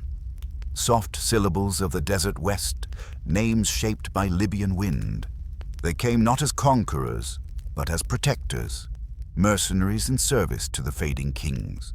Foreign generals turned stewards of the realm, and in the shadows of Thebes and Tanis, as the old order withered like papyrus in the sun, they slipped quietly into the throne, not with war, but with waiting.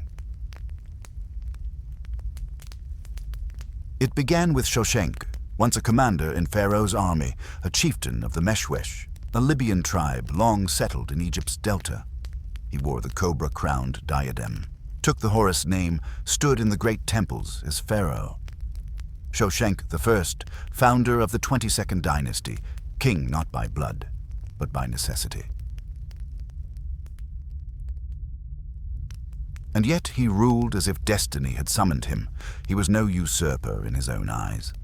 He marched south and west, brought rebellious cities to heel, and raised his banner across Canaan, where Jerusalem trembled under his name. Indeed, in sacred Hebrew texts, he would be remembered as Shishak, the pharaoh who entered Solomon's temple and carried away its treasures. His victories were carved into the walls at Karnak. Not myth, but memory, etched in hieroglyphs where the old gods still watched. But this was no revival. Not truly. For though Shoshenq wore the mask of Horus and walked the halls of Ramses, he did so in an Egypt already fractured. The land was no longer ruled from a single throne. Instead, it fractured into many. Tanis in the delta, Bubastis to the east, Thebes in the south, each with its own prince, its own priests, its own claims to the past.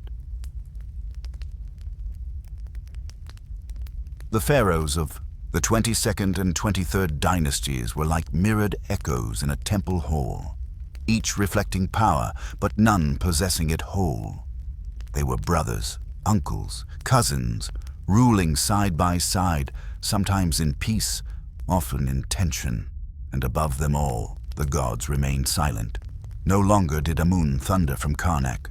No longer did Ra anoint kings with fire. Instead, the gods watched as Egypt became a house of many doors.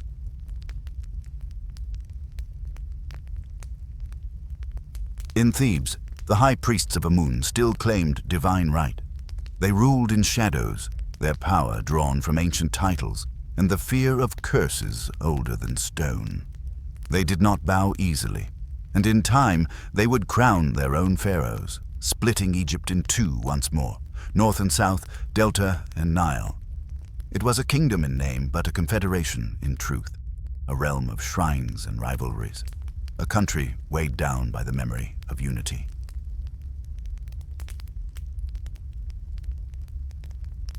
Still, Egypt endured. Though the throne no longer echoed with a single voice, the temples still rose, the festivals still burned incense, and the people still tilled the fields beneath the rising sun. To the farmers, the scribes, the craftsmen, life continued. Pharaohs came and went. But the Nile remained loyal. She fed the land without question, her flood a ritual older than kings. Yet even the Nile cannot hold back the world forever. Far to the south, in the black lands of Nubia, a new power stirred. The kingdom of Kush, descendants of Egypt's old colonies, now looked northward with ambition and ancestral fire. Their priests read the same glyphs. Their temples honored Amun. They believed they were the true heirs of Egypt, and as Egypt faltered under the weight of division, the Nubians began their slow, inevitable rise. The Libyan dynasties, for all their bronze and pride, could not halt the decay, internal strife, famine, declining trade, priests squabbling with princes, brothers carving their names into the same crown.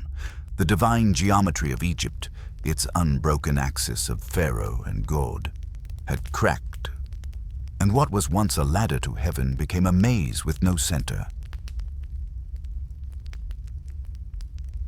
Yet something luminous remained. In Bubastis, the feline goddess Bastet was worshipped in new festivals of wine and dance. In Heracleopolis, ancient hymns were rewritten with foreign tones. Even among chaos, art blossomed. The Libyans did not erase the old ways.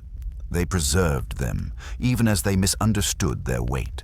Like children wearing their ancestors' crowns, they played at kingship in a theater of fading grandeur.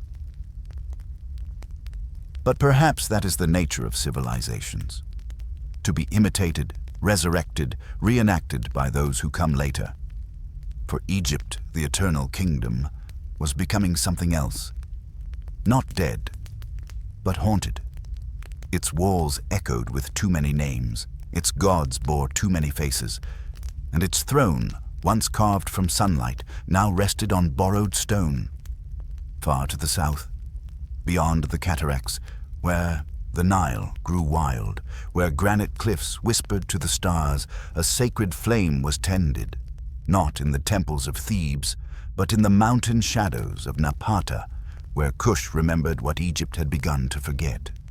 For generations, the Kushites had gazed northward, watching as Egypt, fractured, divided, decaying, squandered its gods and lineage to petty kings and feuding priesthoods. But Kush had kept the old faith. They had tended the flame of Amun with a reverence untouched by politics. They wore Egypt's sacred memory like a second skin, but made it their own.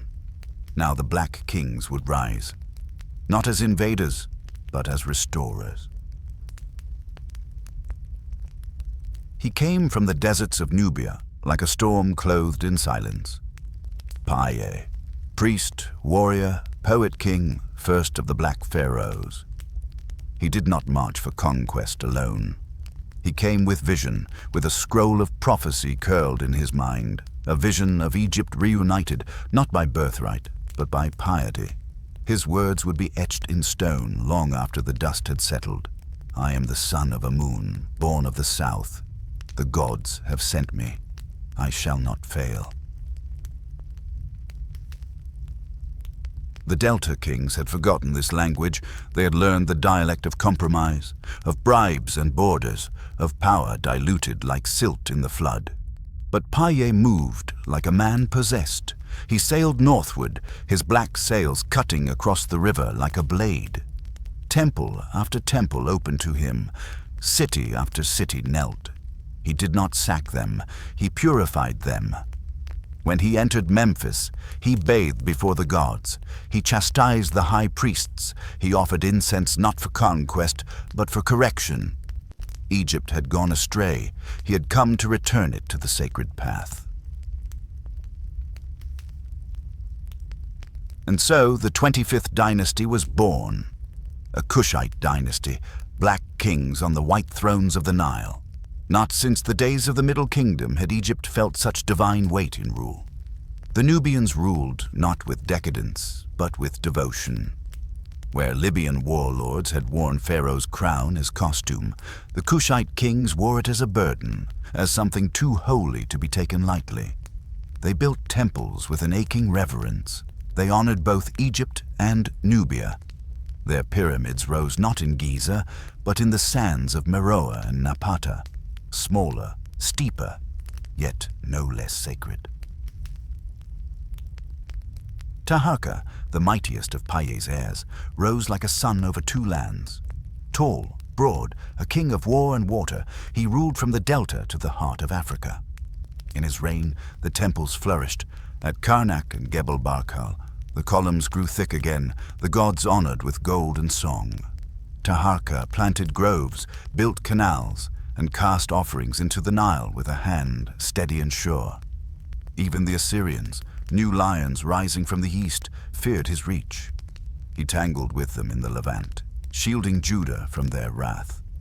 His name carried across desert winds to distant scribes.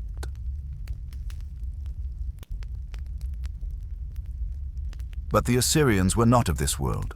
They were fire and iron, siege towers and cruelty, a force born of empire's cold logic, not the gods. They came for Egypt not in devotion, but in hunger, and though Taharqa resisted, his line would feel the iron teeth of empire at last. The Assyrian storm reached Memphis, tore through the north like a whirlwind, and for a time the Black Kings were pushed south. Not defeated, but dislodged. And still they stood. Tantameni, last of the great Kushite pharaohs, returned for one last blaze of defiance. He took Thebes, burned with righteous fury, dared to crown himself in the house of Amun, but time was not his to command. The Assyrians returned, and this time Thebes, eternal, sacred Thebes, was sacked. Her temples cracked, her idols torn, her silence now mingled with ash. Thus ended the dream of restoration. The Kushite dynasty, born in reverence, died not in shame, but in exile. They returned to Napata, and from there to Meroe, where the pyramids still pierce the southern sky. They remained kings, but no longer pharaohs, and Egypt, once again, stood open. But the legacy of the Black Pharaohs did not vanish. Their pyramids still stand, hundreds of them sharp against the Sudanese sun. Their names carved deep in stone. Pir, Taharqa, Tantamani, names of kings who believed not in conquest, but in covenant. They were not Egyptian by birth, but by spirit. And in that, they may have been the last to truly rule as Pharaoh was meant to. Not as a man, but as a bridge between heaven and Nile. The sands did not stir with prophecy anymore. The gods had grown still in their high shrines, and Egypt, once the axis of the world, now bent beneath the weight of foreign hands. From the east came empires of iron and fury, not born of the Nile's rhythm, but of towers and whips and warlike scripture. No longer did power rise with the flood. It marched in from distant lands, cold and unblessed. Egypt stood not conquered, but occupied by time itself. After Thebes fell to the ironclad fury of the Assyrians, the smoke from its sacred courts rose like a prayer no god answered. They had not only burned a city, they had scorched a memory. And the old land, stunned by the silence, did not rise to reclaim herself. Instead, she became the stage on which others performed their dominion. The Assyrians did not stay long. Their empire, sharp as obsidian, was too brittle to hold. It cracked under its own ambition, as all such empires do. But from its ashes rose another. Babylon, city of stars and shadows, where gardens hung from stone and astrologers whispered in towers. They marched not just with soldiers, but with omens. And Egypt, worn thin, became a target of prophecy once more. Pharaohs still reigned. Names like Necho and Psamtik echoed in the courts of the Saite kings, who ruled from Sais in the delta, their faces turned northward as if waiting for ships that would never come. They tried to reclaim Egypt's dignity. They mended temples. They spoke the language of old rites. They even marched into Judah, seeking to check Babylon's rising tide. But it was not enough. They were kings in name, administrators in truth, agents of a memory, not makers of destiny. In 605 BCE at Carchemish, the fate of the Nile was sealed. The Egyptians met the Babylonians in war, hoping to curb the storm, but the storm did not break. It swallowed. The sons of Ra fell to the children of Marduk, and Pharaoh Necho retreated, not just from battle, but from history's favor. The Babylonians did not conquer Egypt outright. They did not build ziggurats on the Nile or install governors in Memphis, but their shadow fell long. They plundered where they could. They meddled in dynastic succession. They reduced Egypt to a rival on a leash, one that barked occasionally, but no longer had the teeth to bite. Egypt was now a prize to be claimed, not a power to be feared. The age of sovereignty was over. Still, the Nile flowed as it always had. It did not care who drew water from its breast. In the countryside, farmers still planted beneath the flood. Scribes still inked scrolls by the glow of oil lamps. The gods, though hushed, were not forgotten. The temples flickered with fading incense, even if the offerings grew meager. But there was no more unity of spirit, no more divine alignment. Pharaoh had become a title, not a mandate of the sun.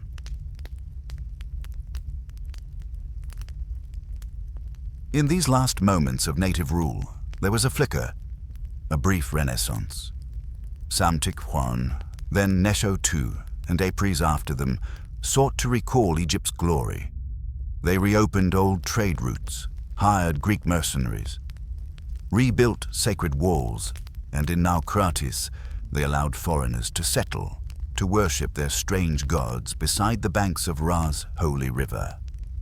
It was practical, it was necessary, it was, perhaps, inevitable.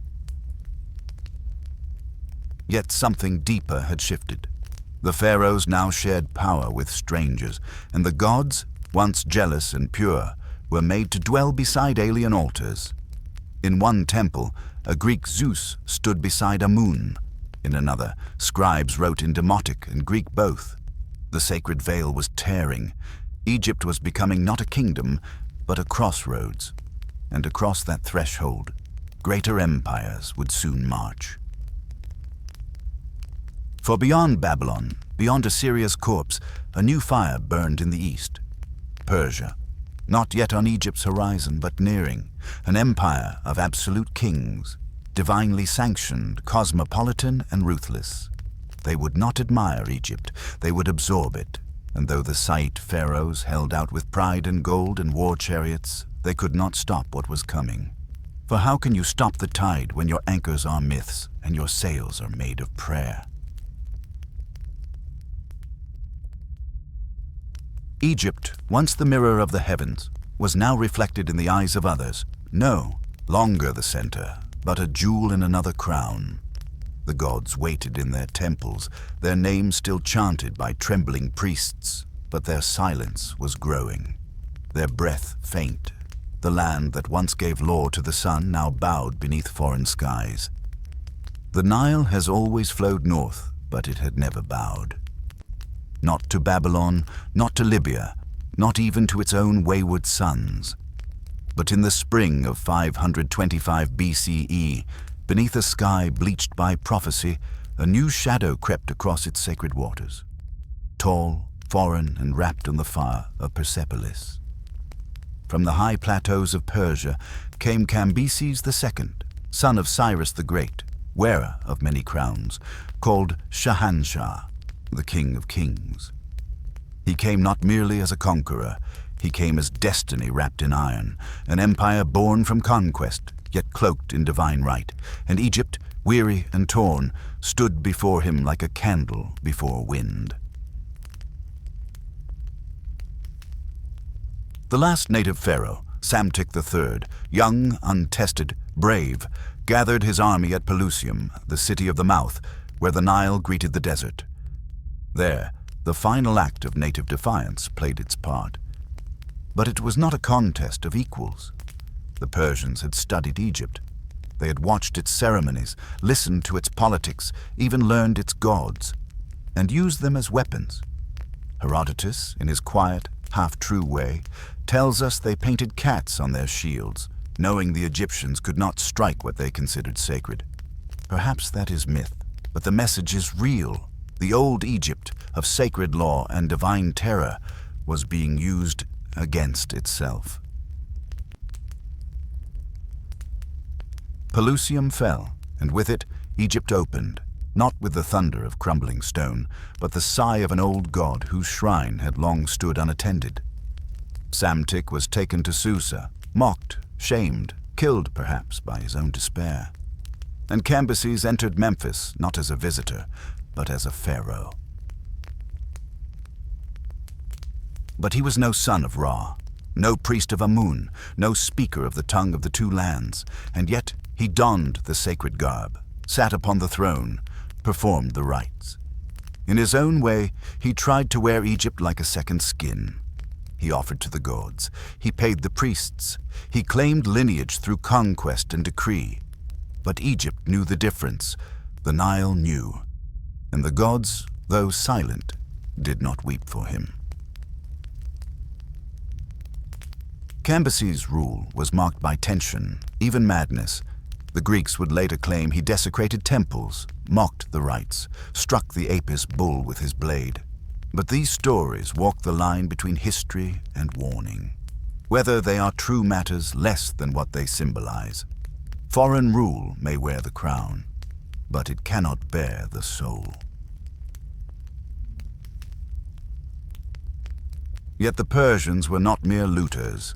They were administrators of empire, builders of systems, masters of roads and law and coin.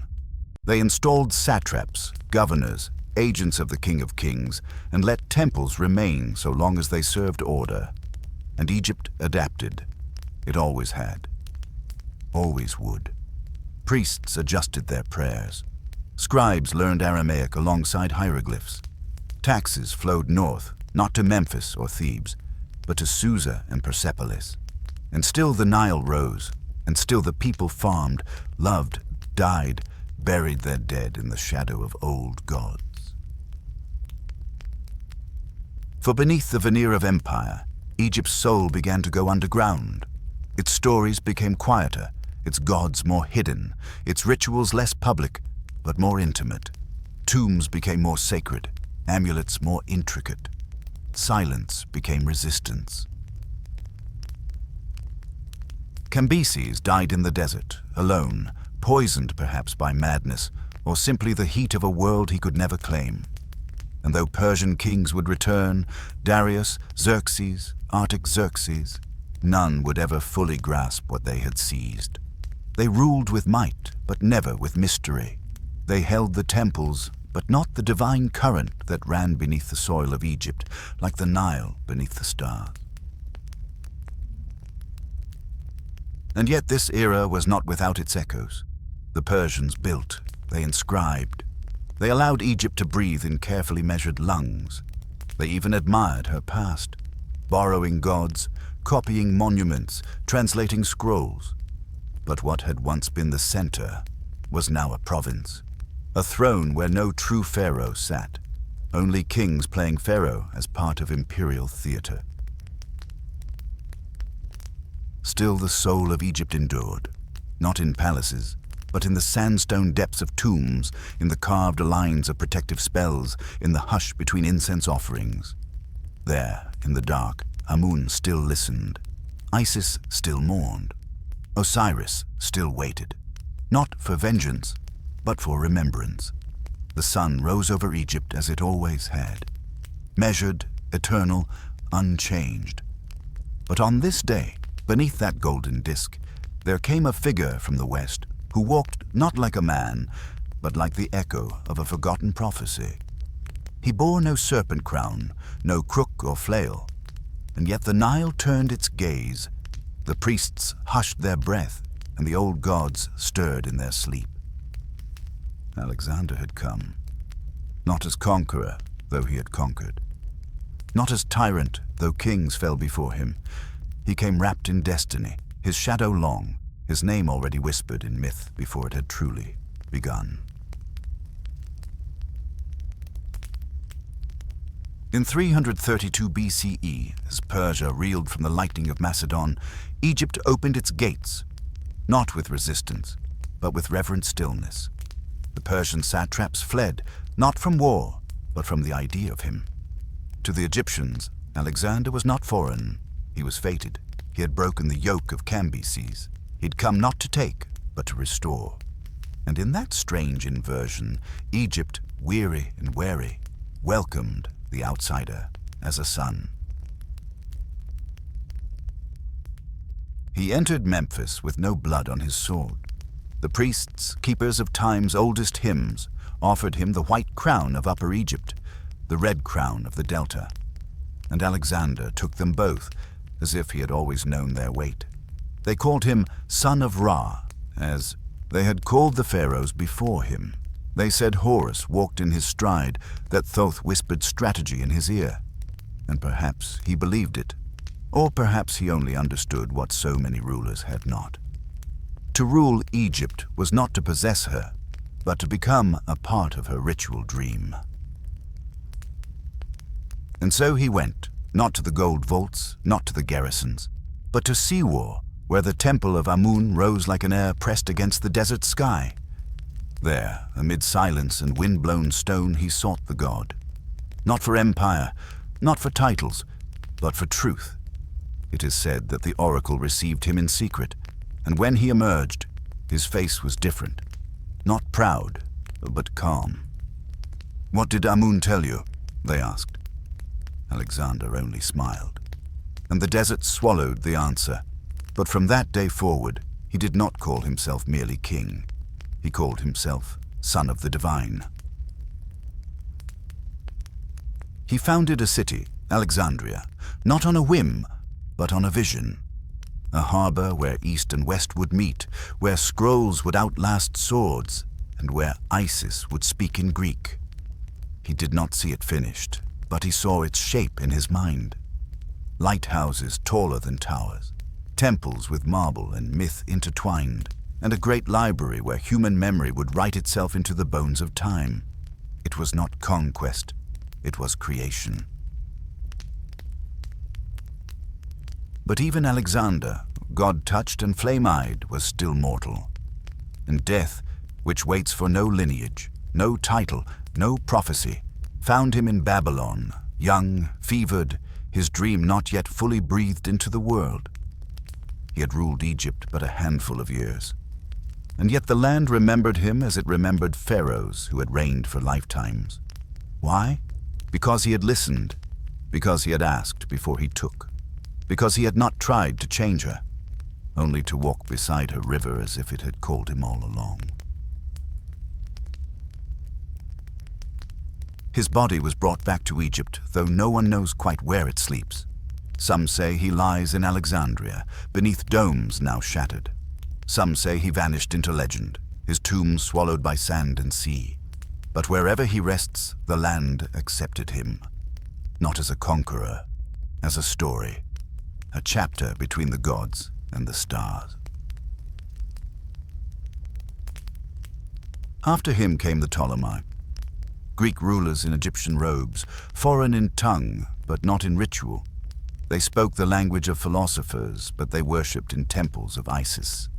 They crowned themselves pharaohs, married their sisters, and learned to walk the thin line between empire and illusion. But that was to come. For now, in the wake of Alexander, there was peace. A hush, a breath held in history's throat. Egypt, for a moment, was not ruled, it was understood. The Nile, ancient beyond imagining, now bore a new name upon its breeze. Not Egyptian, but Greek. Yet in the soft murmur of reeds and the patient turning of stars, something remained unchanged. Egypt, like the goddess Isis herself, adapted to survive.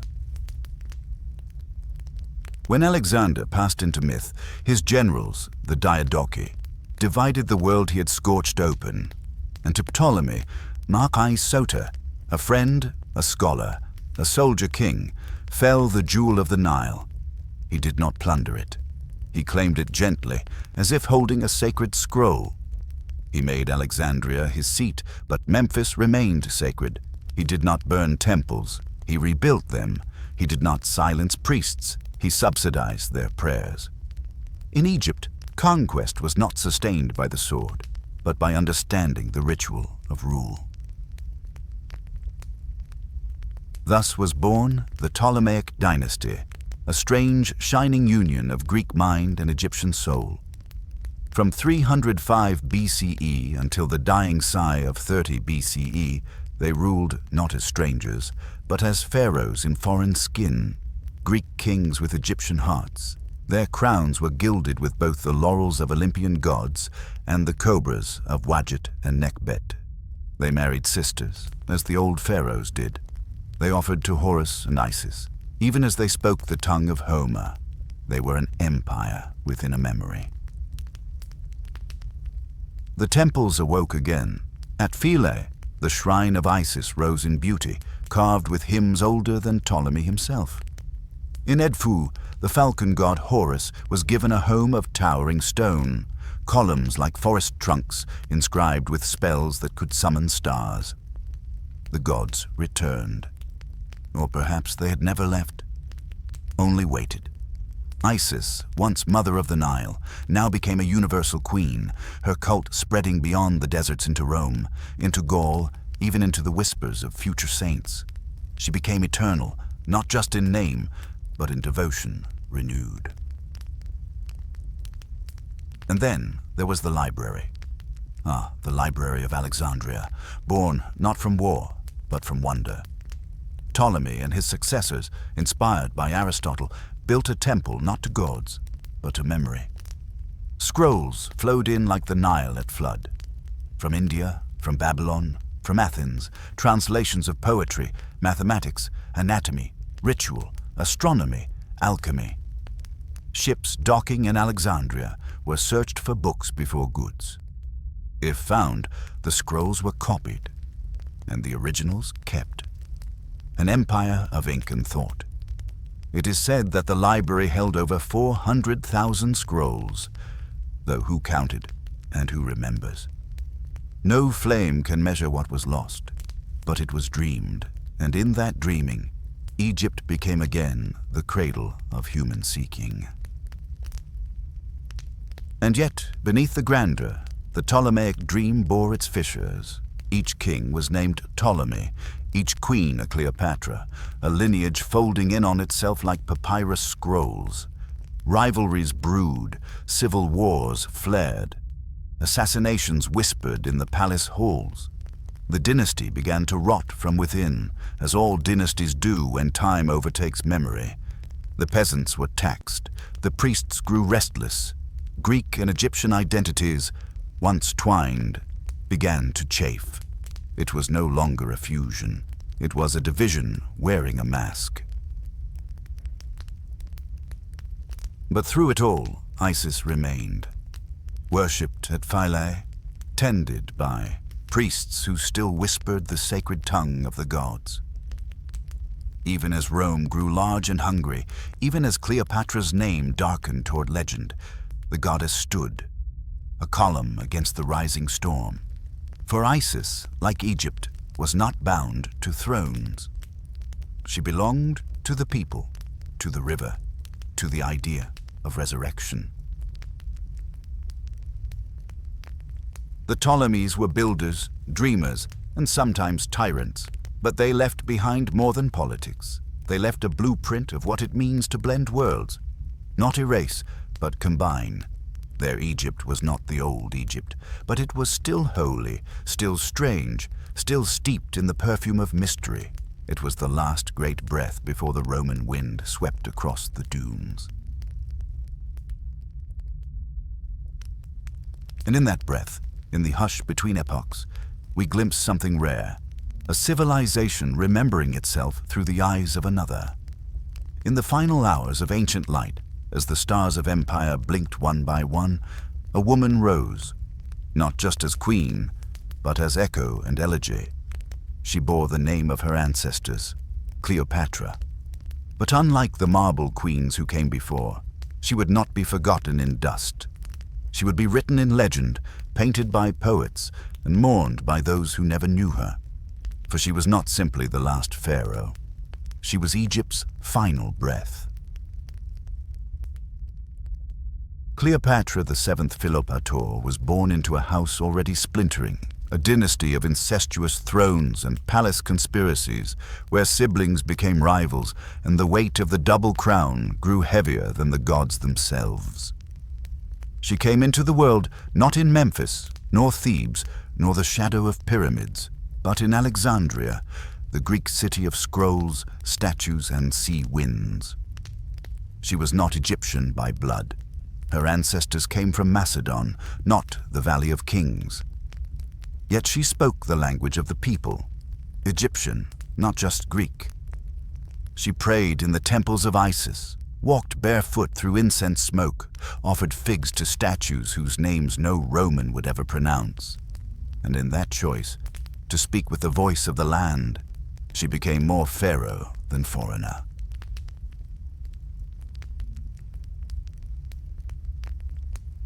When she took the throne in 51 BCE beside her brother Ptolemy XIII, the world teetered. Rome, swollen with ambition, had already made Egypt its grain basket, its client, its trembling jewel. But Cleopatra, though young, was not a pawn. She was fire in silk, calm as marble, sharp as a desert wind. Betrayed and exiled by her own blood, she turned not to war, but to charm, wit, and myth. And into the tale came Julius Caesar. The story is too often told with winks and sighs, of Cleopatra wrapped in a rug, unfurled at Caesar's feet, but that is only the surface. Beneath the silk was strategy. She saw in Caesar not just power, but survival. He, the master of legions and oratory, found in her a queen who spoke in riddles and rites, who wore the cobra of Wadjet as if she had been born to it. And together, for a time, they ruled as gods. She bore him a son, Caesarion, little Caesar, named King of Kings, Pharaoh in a Roman world. But empires are not sustained by love. When Caesar fell to knives in Rome, Cleopatra returned to Egypt with a child and a fading hope. Yet still she ruled. Still she built. Still she kept the temples burning, the priests chanting, the Nile in balance. And then came Mark Antony. If Caesar was thunder, Antony was storm, a soldier, a romantic, a man half made of wine and war. In him, Cleopatra saw not just a partner, but a second chance. Their union was not just sensual, it was political ritual, a staging of power older than Rome. They feasted like Osiris and Isis. They crowned their children in gold. They named themselves rulers of the East, gods of dawn, reborn pharaohs in a world of iron. But such dreams awaken enemies, and in Rome, Octavian watched, measuring his hour. The end came at Actium, a naval battle carved into fate in 31 BCE. Cleopatra and Antony faced Octavian's fleets on blue Ionian waters. But the gods were silent. The wind turned, the ships burned, and with that, the dream cracked. They fled to Egypt, back to Alexandria, that last lighthouse of pharaonic glory. Antony fell on his own sword, bleeding into legend, and Cleopatra, alone now, cornered with Rome at her door, chose death with ceremony. No chains, no humiliation, no parade through foreign streets, only silence. A closed chamber, a serpent's kiss perhaps, or poison brewed in golden chalice. Whatever the truth, she died as a pharaoh. Octavian entered Alexandria not as a guest, but as a funeral procession. He killed Caesarion, the last heir of pharaohs and Caesars. He took the throne not with coronation, but with conquest, and in that moment, Egypt fell. Not in blood, but in finality. The temples still stood, the Nile still flowed. But the soul of Egypt, its sovereignty, its sacred kingship, was now a relic. Cleopatra became more than woman. She became myth. To Rome, she was dangerous seduction. To poets, she was the last queen. To Egypt, she was the last whisper of an unbroken line stretching to the gods themselves. And in the centuries to come, her face would change, her story rewritten. But in the stone hearts of fallen temples, in the ink of forgotten scrolls, she remains the end and the echo. The last pharaoh, the closing of the book. After the silence of Cleopatra's tomb, the Nile flowed on. Faithful, ancient, indifferent. The river, eternal in its rhythm, carried silt and sorrow alike, washing away the footprints of queens and the cries of conquest. But something had changed. The gods did not answer as they once had. The sun rose over temples still grand, but their heartbeats were slower, their rituals echoing in hollow grandeur. Rome had come, not as a guest or a lover, but as inheritor, stranger, overlord. In 30 BCE, with Cleopatra's Sabre, death and Caesarion's execution, Egypt ceased to be a kingdom. It became a province, not of spirit, but of bureaucracy. No longer ruled by pharaoh, but by Roman governor. His eyes turned not to the stars, but to taxes and grain shipments. Egypt, once the center of the sacred world, was now Rome's granary. Its wheat fed the empire, its gold bankrolled campaigns, its people bowed not to Osiris or Horus, but to Caesars, whose faces no priest could name in hymns. Yet Rome was not blind to Egypt's majesty. Its emperors were drawn like moths to the soft glow of its ancient light. Augustus, conqueror and heir to Octavian, stood in awe before the obelisks.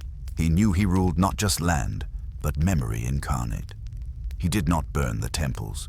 He took the title pharaoh, though he wore it like borrowed silk, unfamiliar, ceremonial, and others followed. Tiberius, Hadrian, Trajan, gazing upon pyramids as if trying to inhale their eternity. Some commissioned restorations. They added their names in awkward hieroglyphs beside those of Thutmose and Seti, a strange chorus of past and present etched in sacred stone.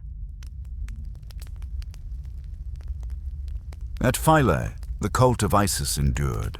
Pilgrims still arrived, barefoot and breathless, to lay lotus offerings on sun-warmed altars. The priests sang the old songs. They performed rites to rebirth the sun. They guarded mysteries older than Rome itself. But the empire listened not. Its ears were full of Latin oratory and imperial decree. The Nile temples, though majestic, were now museums of devotion.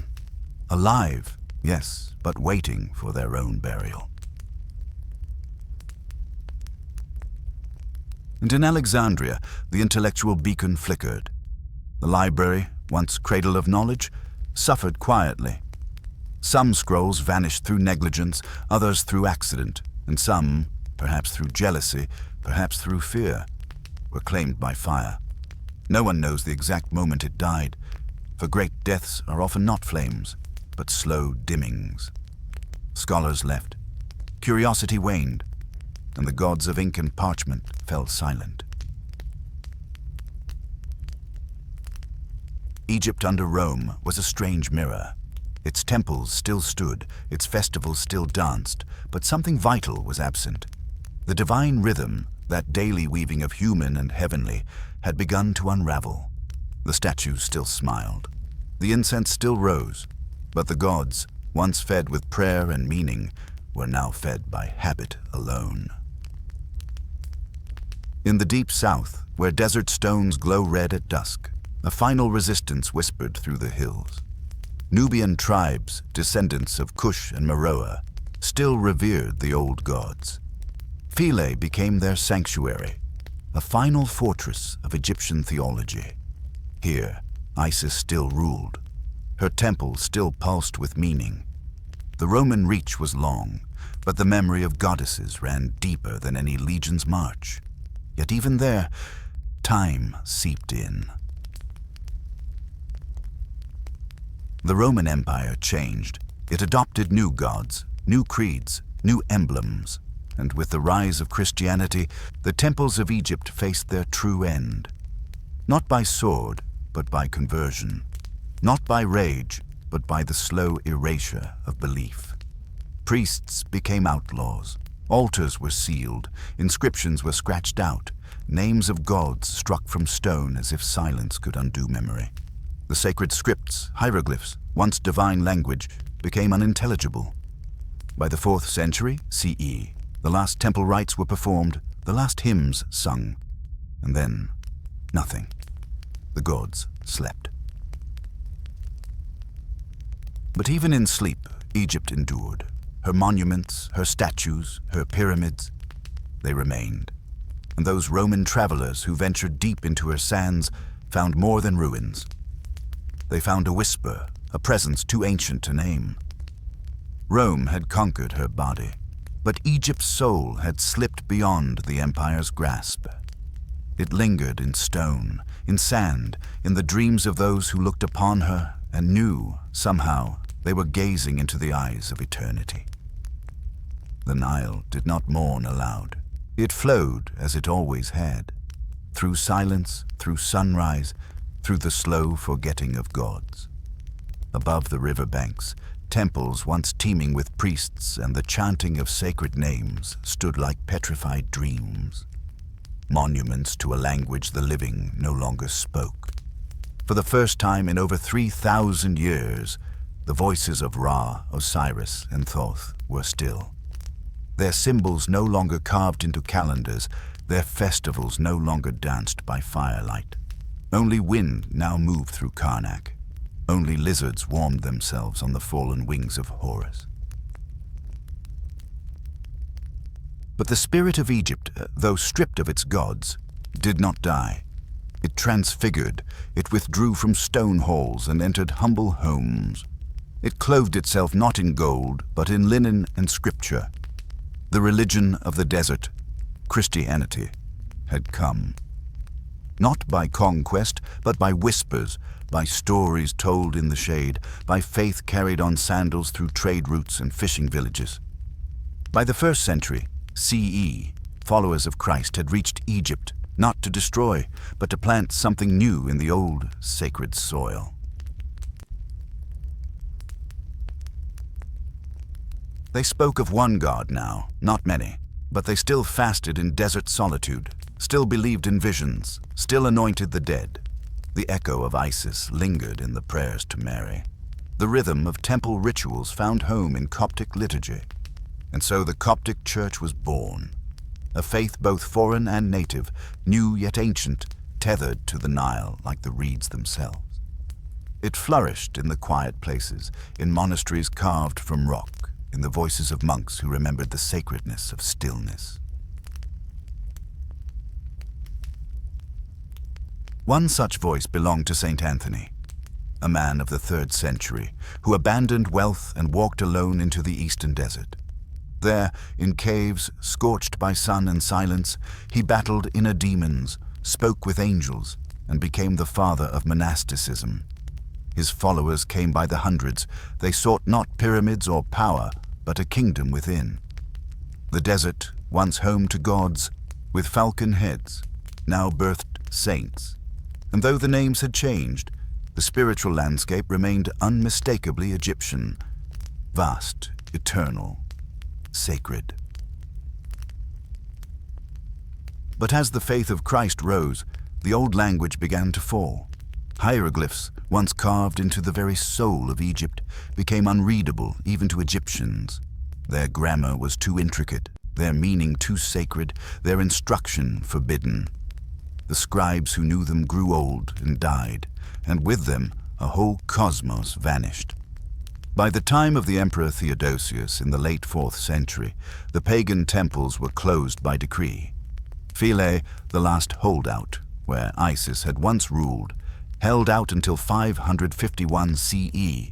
Then its doors were shut, its altars cleared, its gods officially dead. In their place came Coptic crosses, manuscripts in the Coptic alphabet, a script descended from Greek but echoing the sounds of the Egyptian tongue. It was the final breath of the language of pharaohs. Through Coptic, the speech of the ancients lingered, like incense long after the flame. But it was not eternal. With the coming of Islam in the 7th century, Arabic became the dominant tongue. Coptic retreated into church hymns and liturgy. It survived in whispers, in chants heard only on holy days. And the old Egyptian language, for the first time in 5,000 years, fell silent. Yet Egypt remembered. In the carved faces of saints on monastery walls, one sees echoes of Osiris and Anubis. In the rhythm of the Nile's seasons, in the ancient funerary rites woven into Christian burials, the old ways still pulse beneath. In the heart of Coptic Christianity, there is a soul not unlike that which once built obelisks. It is a faith of endurance, of vision, of communion with the eternal. The gods may be gone, but the divine never left. And in time, those silent stones, those forgotten glyphs, would call once more.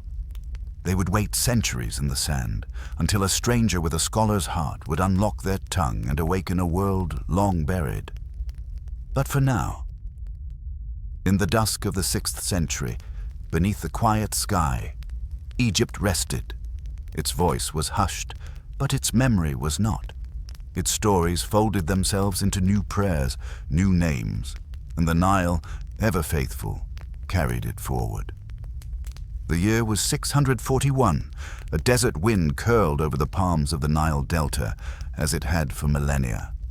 It whispered through reeds, tugged at Coptic robes, brushed against Roman stone, and carried something unfamiliar. Not a hymn, not a chant, but the rising cadence of a new prayer. Allahu Akbar, God is greater. Not one God among many, not Osiris nor Christ the Logos, but the one God, eternal, indivisible, transcendent. From the east had come the armies of Islam, swift, lean, full of purpose, carrying both sword and scripture, law and longing. And Egypt, ancient as breath, once again opened its gates. The conqueror was Amr ibn al-As, Aotius Adiepo, companion of the Prophet Muhammad, wise in war and tempered in diplomacy. He entered Egypt not with wild plunder, but with intent to bring a new order, a new rhythm to the sands. He did not burn the churches. He met the Coptic patriarch with respect.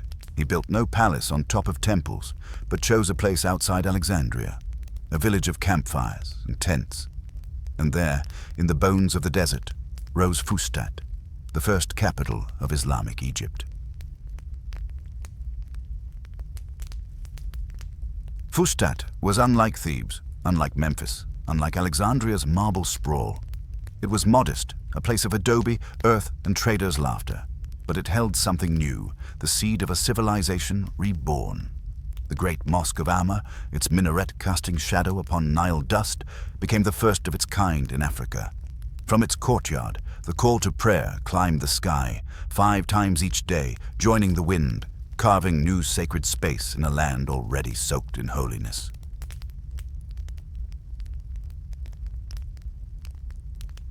Islam did not erase Egypt. It folded into her. The Arabic tongue replaced Coptic, yet in its accents one heard echoes of older dialects beneath. The Quran was recited in a language foreign to Ra's priests. But its poetry, its love for order, mystery, and the divine unfolding of law, felt not unlike the Ma'at that once governed pharaohs. Egypt embraced Islam slowly, not by fire, but by osmosis. Generation by generation, house by house, the old rites faded, and a new vision of the divine shaped daily life. The early caliphates brought structure. Under the Umayyads, governors ruled from Fustat, taxes flowed to Damascus, and Egypt became a grain-laden jewel in an empire stretching from Spain to India. Then came the Abbasids, bringing Persian grace and scholarly fire. Cairo was yet to be born, but knowledge flowered. Astronomy, medicine, jurisprudence. A new kind of priesthood took root. The learned, guardians of books, interpreters of divine law. Yet amid the scholars and the scribes, there were still shepherds who remembered the Coptic hymns of their grandfathers, still monks whose prayers echoed in catacombs carved in an age long vanished. Egypt lived in layers. Even as the old religions faded, the land did not forget how to believe. The saints of Islam, walis, were buried under domes where pilgrims wept, much like the sacred tombs of Osiris. Women lit candles at the grave of Sayyida Nafisa, as they once had for Hathor. Men prayed for sons at the mosque of Imam al-Shafi'i, where once they had prayed in secret to Min, god of fertility. The names had changed, but the human longing remained. And then, in 969 CE, under the gleam of a different crescent, a new city rose from the dust. Not Thebes, not Memphis, not Fustat, but Al-Qahira, Cairo, the victorious.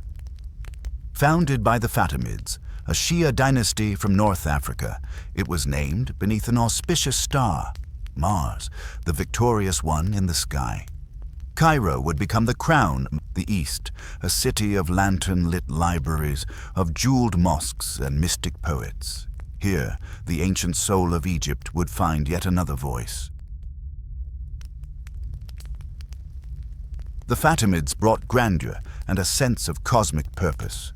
They built the great Al-Azhar Mosque, not only a sanctuary of prayer, but a university, a house of reason, rhetoric, and revelation. Even today, its lamps still glow. The calligraphy on its walls, like the hieroglyphs of old, was more than language. It was ritual, ornament, devotion. Cairo grew not like a kingdom, but like a story, layer by layer, minaret by market, until it stretched like a golden net across the eastern Nile. And the Copts, the children of the old Christian faith, endured, sometimes protected, sometimes persecuted, but always there, like reeds that bend and do not break. They guarded their language, their rites, their candles lit in subterranean chapels. Though Egypt was now Muslim, it had not forsaken its heart. It had transformed, as it always had, as it always would. The crescent had risen over the desert, but the sun still rose behind it, over the Nile's patient path, over ruins and relics, over hearts that, in every age, looked upward and whispered, "There is something greater." By the time the 1000th year of our calendar passed into dust, a new heart beat in the chest of Egypt. Not Thebes in its ghostly silence, nor Alexandria where Hellenistic flame once burned, but Cairo, Al-Qahira, the victorious. The desert's breath softened here. The Nile, no longer a wild god, was a servant to irrigation and law. And yet something eternal still stirred beneath the stone and silt. Cairo was not merely a city. It was a continuation, a weaving together of what had been and what would always be.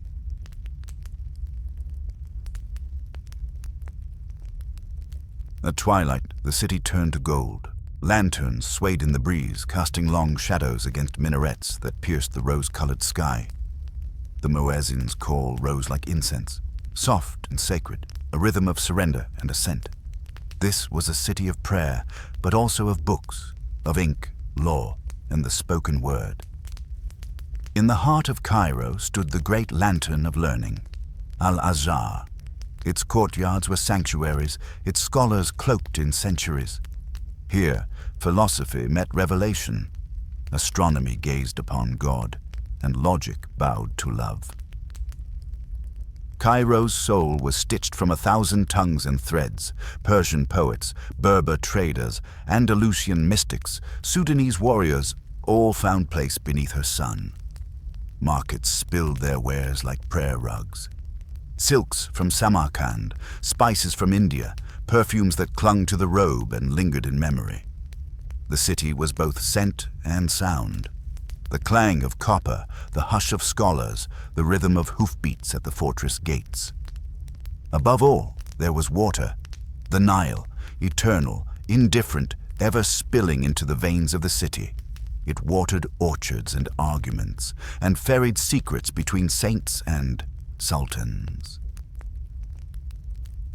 In Cairo's alleys, you could hear echoes of every age that came before. The chants of priests from Memphis, the hymns to Christ sung in Coptic, the whispered hadiths beneath oil lamps, all coexisted, layered, refracted, like gold beneath lacquered paint.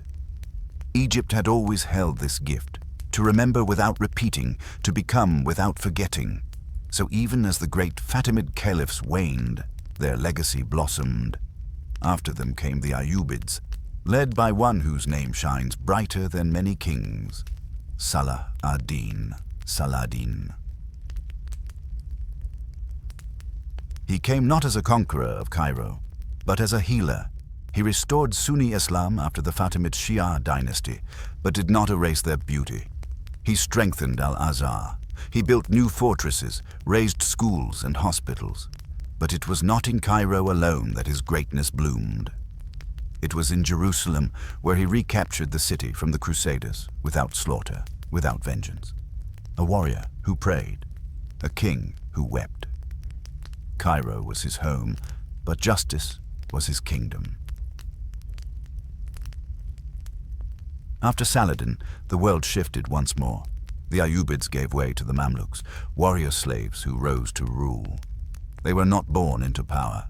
They earned it through the saddle and the sword, but they too became children of the Nile. Cairo became their jewel, and they adorned her with mosques like jeweled lanterns. Sultan Hassan's mosque, rising like a mountain of shadow and light, echoed with a gravity worthy of the gods Egypt once knew. The Mamluks, fierce and flawed, protected Egypt from Mongol terror, from Crusader return, from the storm of empires. They built, they prayed, they carried Egypt forward. It is strange how the sacred becomes civic, how devotion becomes architecture. But in Cairo, faith was not separate from life. It shaped the very streets. You could walk the city like a rosary, each mosque a bead, each dome a prayer, each alleyway a whispered remembrance. Even death was holy. Maqams, shrines of saints, rose beside markets. Tombs gleamed beneath the desert sun, as if to say, "Here, memory does not decay. Here, even the dead speak." And yet beneath the rising greatness, Cairo also bore the weight of time. Plagues came. The Black Death turned alleys into silence. Floods and fires stole families. Warlords betrayed oaths. Gold was hoarded. Justice some days slept, but always. The city endured. As Alexandria once inherited the flame of Athens, so Cairo now bore the torch of all Egypt's longing. Not for empire, but for meaning. Not for conquest, but for continuity.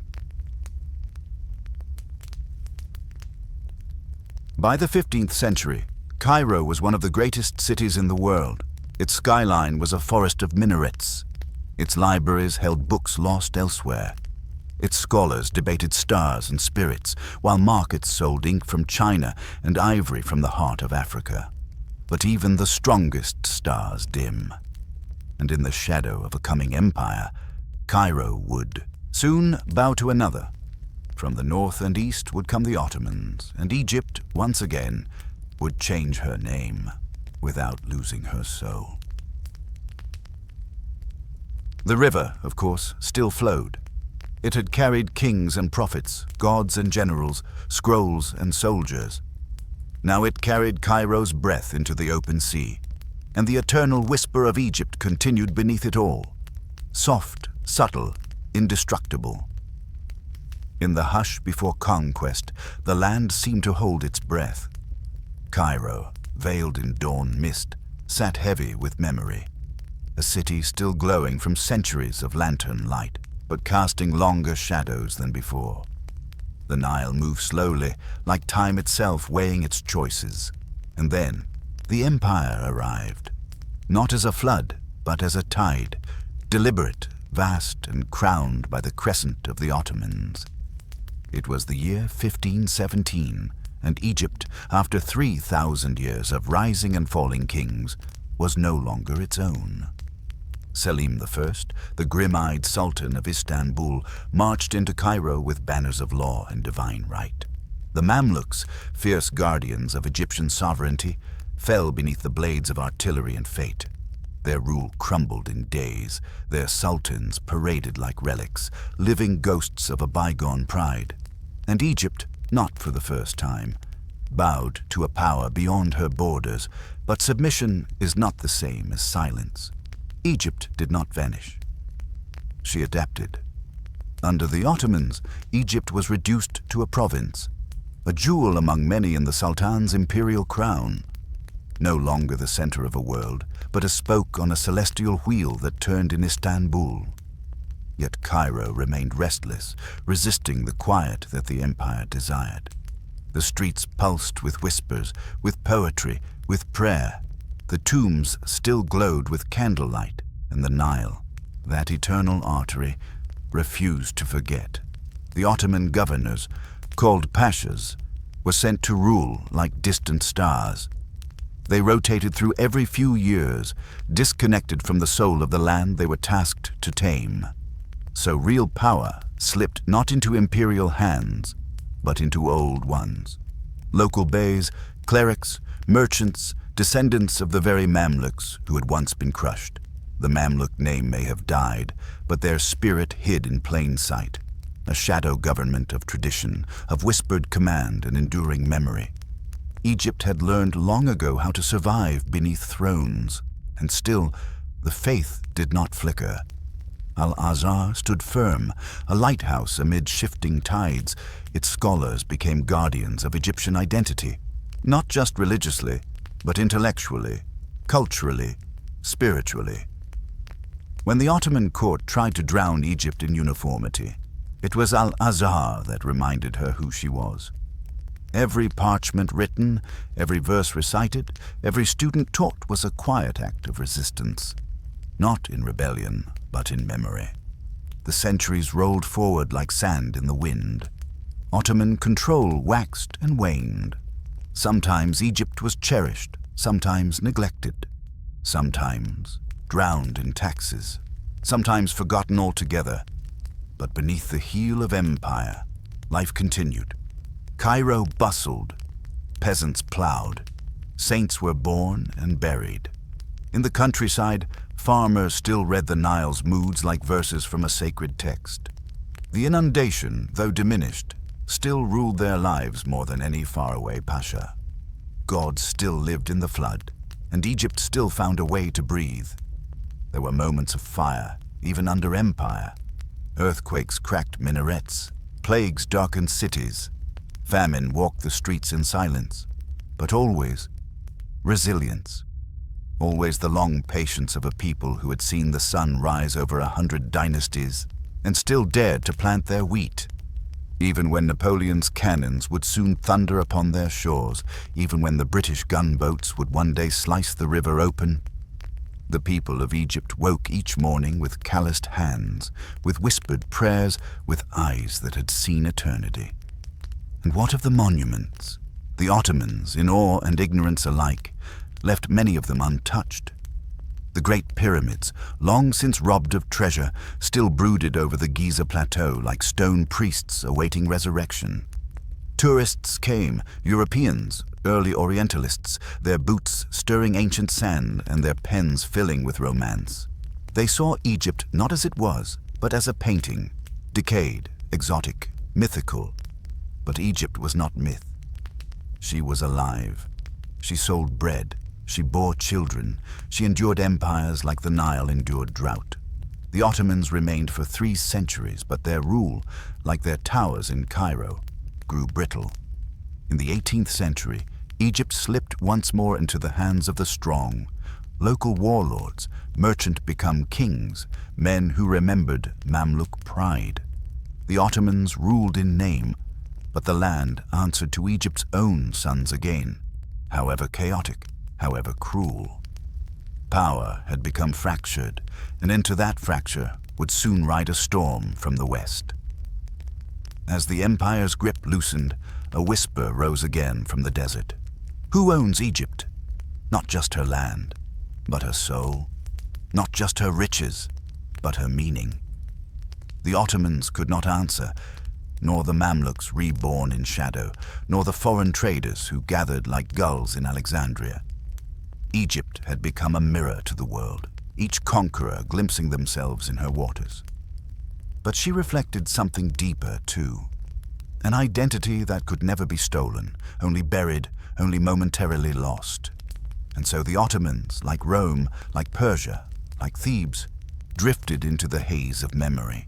Their banners folded, their pashas forgotten, their law replaced, but Egypt remained, patient, silent, immortal.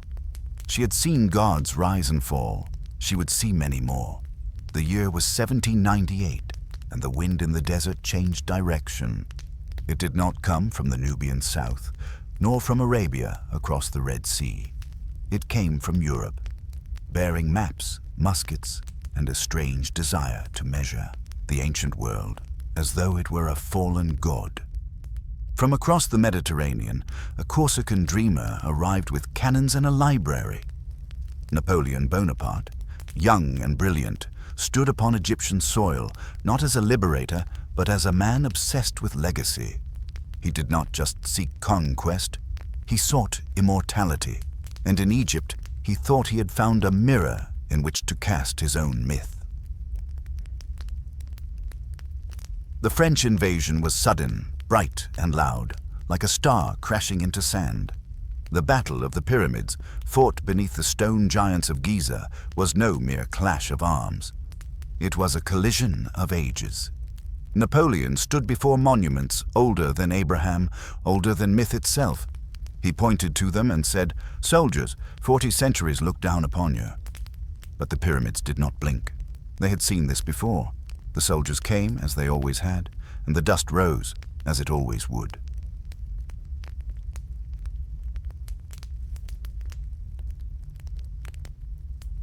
But unlike the conquerors before him, Napoleon brought with him a curious army, scholars, artists, mathematicians, engineers, over 150 minds trained in every science known to Europe. They were the savants, and they did not come to destroy. They came to record, to study, to awaken the past. Their mission was not merely imperial, it was spiritual, intellectual. A resurrection of Egypt, not as kingdom or country, but as civilization, as mystery. Thus was born the Description de l'Égypte, a monumental work of documentation, temples etched in ink, hieroglyphs copied by candlelight, every carving traced, every ruin measured. They mapped the Valley of the Kings with the eyes of dreamers. They stood in Karnak, where colossal columns rose like petrified thunderclouds, and wondered what priesthood had walked there with stars on their tongues. They climbed the half-buried statues of Ramses, face broken by time and sand, and imagined a world where stone once breathed. They wandered through Luxor and Philae, where gods had once come down to meet kings, and felt the weight of silence press into their pens. And in that silence, a science was born. The birth of Egyptology was not clean nor reverent. It was entangled in empire, in loot and display, in the myth of Western discovery, but beneath the colonial gaze, something deeper stirred. The sands began to speak again, and in 1799, at a place called Rosetta, a broken slab was unearthed, a black stone bearing 3 scripts, Greek, Demotic, and the sacred language of the gods. The Rosetta Stone. This fragment, this accident of survival, would become the key to unlocking the voices of Egypt's ancient past. For the first time in 2,000 years, the hieroglyphs would be read again. Though Napoleon's military campaign failed, his fleet shattered at the Battle of the Nile, his dreams crumbling under British and Ottoman counterattacks. His invasion planted a seed that no army could remove. Europe had seen Egypt. And now it wanted her. Not her lands alone, but her mysteries. A wave of explorers, adventurers, treasure hunters, and scholars surged in his wake, each seeking pieces of the divine puzzle that had lain buried beneath sand and time. They came not with reverence, but with obsession. The past became property. Temples were sketched and stolen. Mummies were unwrapped for entertainment. Sarcophagi were shipped like wine. Gods were boxed and labeled and sent across oceans. The Louvre, the British Museum, the Nile Museum in Berlin. They became new tombs, filled not with sacred dead, but with the plundered fragments of eternity. And yet, the knowledge bloomed. In 1822, a Frenchman, Jean-François Champollion, cracked the code of the Rosetta Stone. At last, the voices of the pharaohs rose again like dawn over Thebes. The tombs spoke, the stelae wept, the pyramids whispered their secrets. And for the first time, Egypt could tell her own story in her own ancient tongue. It was both a miracle and a theft. The dead had risen, but not on their own terms. Egypt herself was still caught in a vice of empire. The Ottomans remained in name, but power slipped through fingers, and soon another would come to stake his claim on her soil, an Albanian-born soldier named Muhammad Ali, whose dynasty would modernize Egypt while tightening the noose. But that is another tale. Here, in the shadow of Napoleon, we mark a turning point, not just in Egypt's history, but in the world's understanding of civilization itself. The sands that had once buried gods now yielded them, and the world remembered, slowly, imperfectly, often with greed, that there had once been a kingdom older than memory, that built in stone what time could not erase. The West had come to discover Egypt, but it was Egypt that would change how the world saw itself. It is said that Egypt always survives. But sometimes, to survive, she must disguise herself. She has worn the linen of priests, the bronze of warriors, the silk of caliphs, and now, in the long twilight of the Ottoman world, she wrapped herself in uniform and ledger under a new name, Muhammad Ali. He was no pharaoh, no god-king, but his shadow stretched long across the Nile.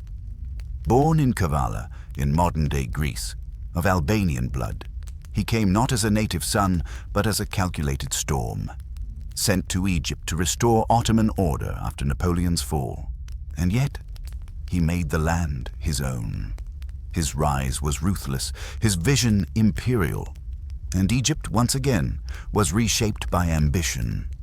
Muhammad Ali was not content with governing the past. He sought to reshape the future. He drained the delta and sowed it with cotton, white gold for European looms. He raised an army not of foreign janissaries, but of Egyptian sons. Peasants turned soldiers, reaped from the land like wheat from the fields. He crushed the remaining Mamluks in a moment of unspeakable treachery. A massacre within the citadel of Cairo, horses slipping on blood-slick stones as once proud warriors fell. It was brutal. It was decisive. It was the birth of a modern Egyptian state. But was it Egyptian? Here was the paradox. Muhammad Ali ruled in Cairo, built in Egypt, bled her fields for armies and wealth, and yet he remained a man of foreign tongue and vision. He brought European engineers, French advisors, Italian architects, and British trade agents. The Egypt he built was a reflection in a foreign mirror, a hybrid of Eastern soil and Western steel. Schools opened, printing presses whirred. Canals stretched across the delta like veins of intention. Cairo sprouted new neighborhoods, stone, brick, glass. Minarets still called to prayer, but now chimneys joined them in the skyline.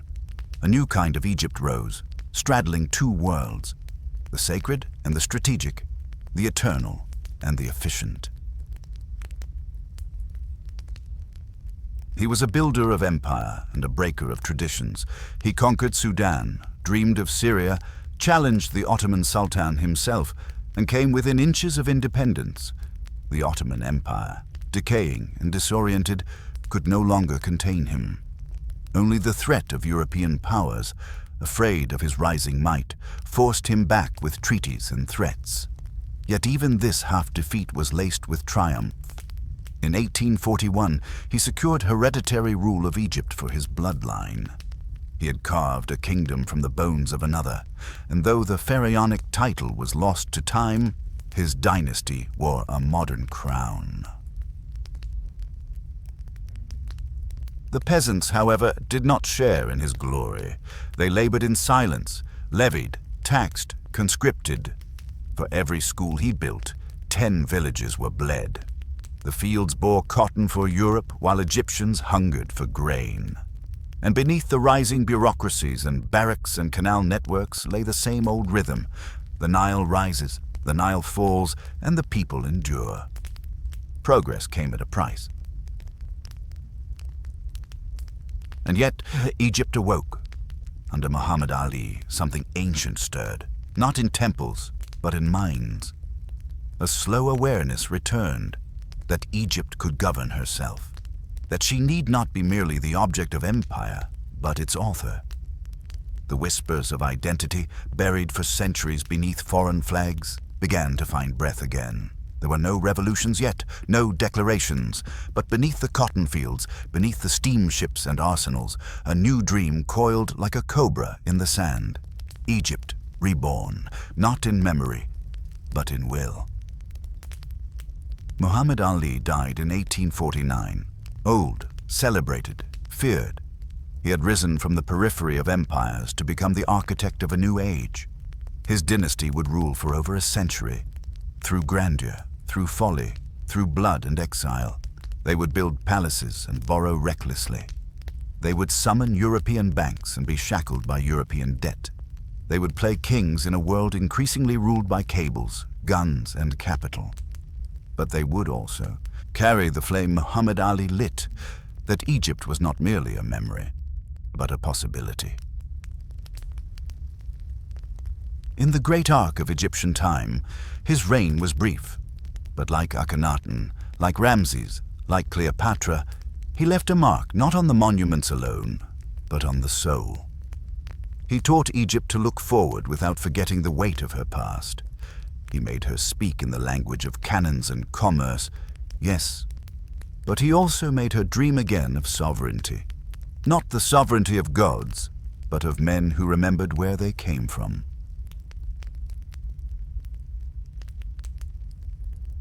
In the twilight of the 19th century, a strange tension filled the air. The monuments were being uncovered, the temples named, the hieroglyphs understood.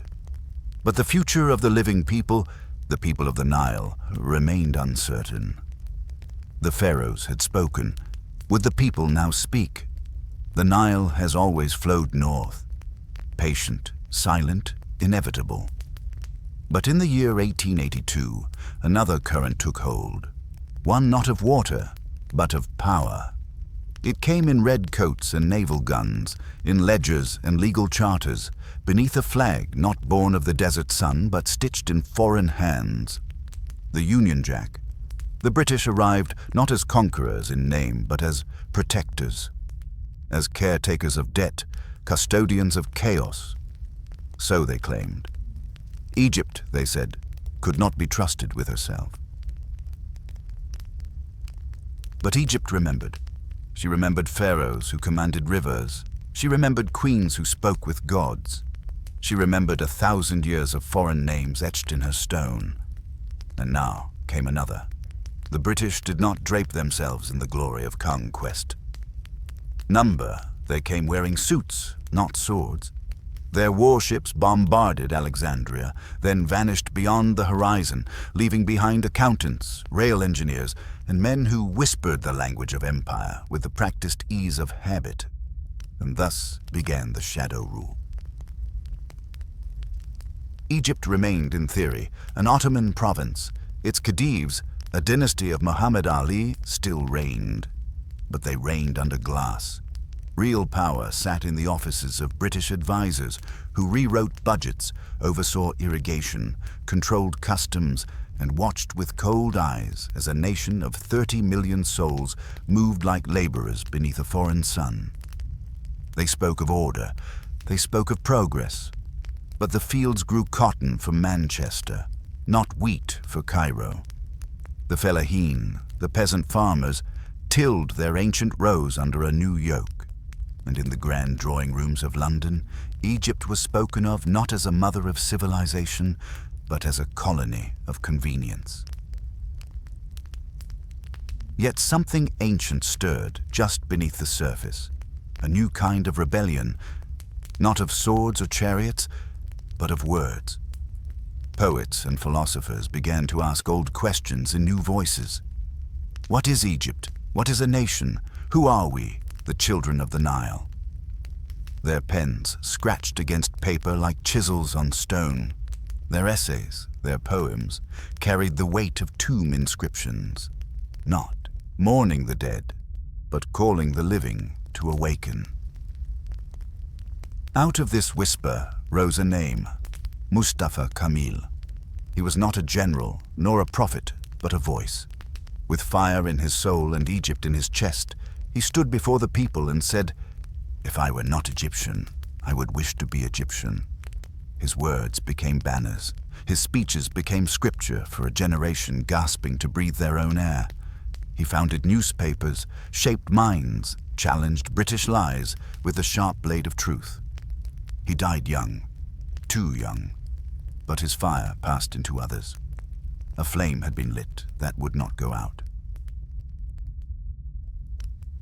And then came the Denshawai incident of 1906. It was not a battle. It was not a war. It was a spark. British officers, hunting pigeons, killed a villager. A scuffle broke out. Panic. Shots. A British soldier died of heat stroke. And the response? 4 Egyptian men were hanged. Villagers were flogged. Punishment was swift and theatrical. A message not of justice, but of dominion. But the message misfired. Denshawai echoed like a crack across Egypt. The people saw, clearly, painfully, what this protectorate truly was. The mask had fallen. Meanwhile, in the cafes of Cairo, under the yellow lamplight of Alexandria, young students and thinkers began to weave a new Egypt in their minds, one stitched from memory and yearning. They read the Quran and Plato. They quoted Tagore, Rumi, Marx. They debated law, identity, and liberty. Some called for Islamic revival, some for secular republics. All knew this truth. Egypt must belong to Egyptians. And in the years to come, their voices would rise like the Nile in flood. By the early 20th century, the ground beneath the British began to shift. World War I cracked the old empires like dry riverbeds.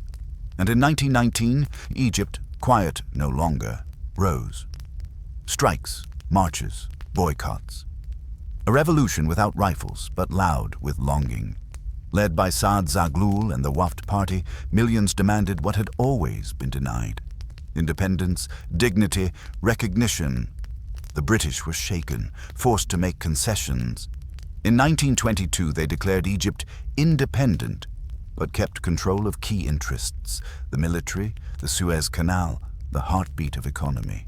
Independence in name, a cage with golden bars. Still, the cage cracked. Egypt had remembered herself. The pharaohs no longer ruled, the gods no longer walked, but their memory, their defiant majesty, beat within the hearts of a modern people who had seen too many crowns placed on foreign heads. The British could govern the railways, the ports, the tariffs, but they could not govern the soul. That was rising. In the classrooms, in the coffee houses, in the mosques, and on the street corners, Egypt began to believe that she did not need another empire to define her. She had already been the origin of civilization. And so this chapter closes not with a coronation, but with a question. How long can a people endure the slow violence of forgetting? How long before memory itself becomes revolution? It began, as endings often do, with fire. Not the holy fire of the temples, nor the golden light of Ra, but the burning of cinemas and shops, foreign clubs, and the false grandeur of a regime that had long since lost its soul. January 26, 1952. Black Saturday. Cairo smoldered. Smoke coiled above the skyline like the ghost of history rising. The people had had enough. Enough of kings who played chess with British hands. Enough of false independence and the empty echo of the throne. The monarchy was a mask, painted, gilded, hollow, and now the people would tear it away. The king then was Farouk, a man of appetites and silk, more concerned with baccarat than bread, with women than wisdom. He claimed descent from Muhammad Ali, but he stood in no one's shadow. He cast none of his own. Egypt was still a puppet, still tethered to British strings, and beneath the pomp of the palace, the soil trembled. In the villages, children died of hunger, even as cotton fed European mills. In the army, young officers seethed, trained in war, but watching their nation degraded, its resources drained, its pride humiliated. Then came 1948, and the war in Palestine, a defeat that tasted not only of military failure, but of betrayal. Soldiers sent to fight with rusty rifles and empty promises. The shame was not military, it was political. Rot from the crown down, something had to break. And so it did.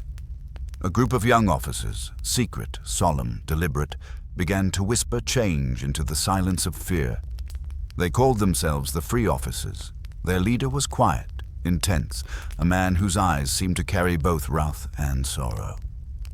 Gamal Abdel Nasser, not of noble birth, not draped in dynastic lineage, but born in the dust of Alexandria, the son of a postal clerk. He had no divine right, but he had a vision, an Egypt free, proud, and sovereign. On July 23, 1952, they moved. The army rolled through Cairo, not with bloodshed, but with precision. And just like that, a 150-year dynasty fell. King Farouk, bloated and broken, boarded a royal yacht and sailed into exile beneath a foreign moon. The people watched, half in disbelief, half in awe. The monarchy, long assumed eternal, was swept away like dust from a statue's brow. At first, the world held its breath. Would this be another military junta, another dictatorship in disguise? But Nasser and the Free Officers spoke not only of control. They spoke of dignity, and Egypt listened. He moved carefully at first, allowing a figurehead general, Naguib, to play the role of provisional president. But soon, the true current revealed itself. Nasser was no mere officer. He was the Nile in flood. In 1954, he took full power, not with violence, but with the tidal pull of popular will. And then the true work began. He nationalized the land. He pushed through agrarian reforms. He built schools, factories, dams, and dreams. He cracked down on opponents, yes, sometimes cruelly. But in his hand, Egypt felt the stirrings of something not seen for millennia: self-determination. In the cafes, the songs changed. The poems found new rhythm. The streets bore murals of a man in military coat, with eyes turned skyward. For the first time in centuries, Egypt's future was not spoken in French, Turkish, or English. It was spoken in Arabic, by Egyptians. Then came the defining moment, the Suez Crisis of 1956. Britain and France, furious at Nasser's nationalization of the Suez Canal, allied with Israel and launched a swift invasion. They expected collapse.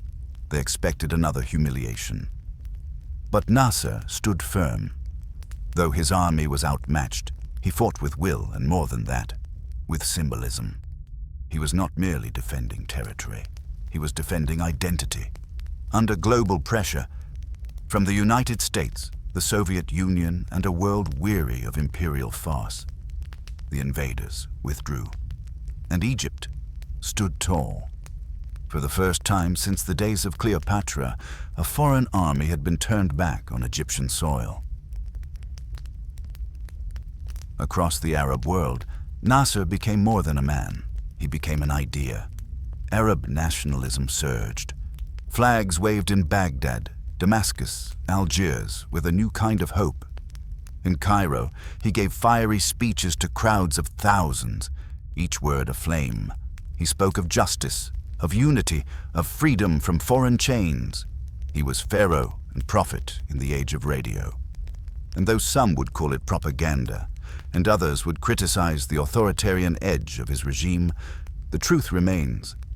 For the first time in centuries, Egypt spoke for herself. The temples still stood and the Nile still whispered. But now a new anthem echoed from the streets to the pyramids. Raise your head high, you are Egyptian. A nation once colonized, once divided, once a museum of past greatness, now breathed as one. And the old gods, if they still listened from the deep sand, might have smiled to hear Egypt singing again. In the beginning, the Nile flowed wild. Not recklessly, but rhythmically, its breath rising and falling with the heartbeat of the stars. Each year, it spilled its blood across the fields, nourishing, devouring, leaving behind the black silt from which all life in Egypt had once risen. The Nile was not merely water. It was soul. It was divine rhythm. It was a god whose moods had shaped kingdoms, buried cities, and raised pyramids. But now, in the age of concrete, of cables and turbines and revolutionary vision, that god would be harnessed, not with prayer, not with offerings, but with iron and calculation. The Aswan High Dam, monument of modernity, promise of prosperity, womb of controversy. It was Nasser's dream, but not only his. It was Egypt's collective breath, held high on scaffolds, on bulldozers and blueprints, on the belief that the ancient river could serve a new destiny. From the cliffs of Aswan, where pharaohs had once quarried stone to build eternity, rose a wall of ambition, 3,600 meters long, 111 meters high, an artificial mountain to tame a living god. The purpose was noble: to prevent floods and droughts, to electrify villages left in the dark, to lift Egypt into the age of machines. It would birth a reservoir, Lake Nasser, sprawling like an inland sea, stretching across the Nubian sands and deep into the memory of ancient lands. It was a promise, a river no longer feared, but guided. But every act of creation has its shadow. Every light casts a loss. For beneath the rising waters, a different kind of story began to drown. Temples, villages, footprints, the sacred sites of Nubia, the stone guardians of memory, were condemned to submersion. Philae, Amada, Wadi Asebwa, Kalabsha, and most majestic of all, Abu Simbel, carved into the cliffs by Ramses the Great, his four-seated colossi, watching the sun rise for over 3,000 years. If nothing was done, they would disappear beneath the waters, like dreams dissolving in the tide. But the world heard Egypt's plea, and in a feat that blurred the line between reverence and engineering, nations gathered to perform one of the great rescues of history. Stone by stone, block by block, Abu Simbel was carved from its mountain, lifted, moved, and reassembled on higher ground. A new sanctuary was raised, not to a god, but to memory itself. It was not just a temple that was saved. It was a message that even as Egypt moved forward, it would not wholly abandon the echo of the past. Still, not everything could be moved. Countless villages vanished beneath the rising waters. Nubian homes, their painted walls and ancient songs, were lost beneath the reservoir's calm surface. Entire communities were displaced, their heritage scattered like fragments of a forgotten hymn. The price of progress was paid in silence, not in screams, but in the hush of homes never seen again. The Nile was no longer free. Its flood cycle ended. Its will, once divine, now regulated by dials and levers. Some called it mastery, others mourning. Yet with the dam came light. Electricity surged into villages that had never known its warmth. Crops could be planned, harvested not by guesswork, but by calendars and calculation. Industry blossomed, irrigation expanded. The people, millions of them, lived with new confidence. The Nile, for all it had lost, was no longer a god of whim. It had become a servant of the people. A new myth was being written, not in stone, but in megawatts. And yet the river still whispered. Beneath its surface, old spirits stirred. In dreams, elders still remembered the old Nile, how it rose each year like a lover returning from exile, how it flooded the fields with both fury and generosity. They remembered the festivals, the songs, the offerings. The Nile had once been the spinal cord of a sacred cosmos. Now it was a system, predictable, efficient, and strangely mute.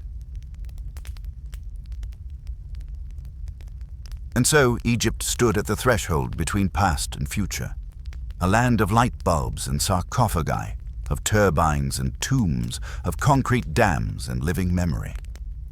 The Aswan High Dam was not a betrayal of heritage. It was its evolution, though not without cost.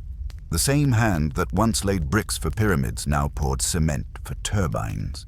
And in both, the same question echoed, what do we owe the past, and what must we give to the future?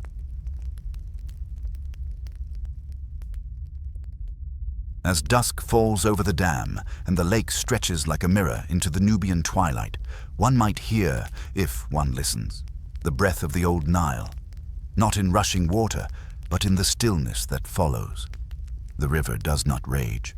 It waits, not defeated, only changed.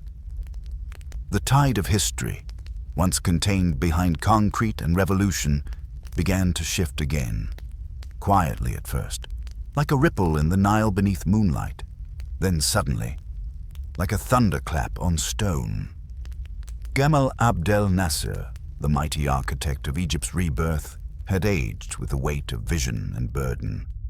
In his face, one could see not only the triumph of the Suez and the rising towers of Cairo, but also the ghosts of war and shattered dreams.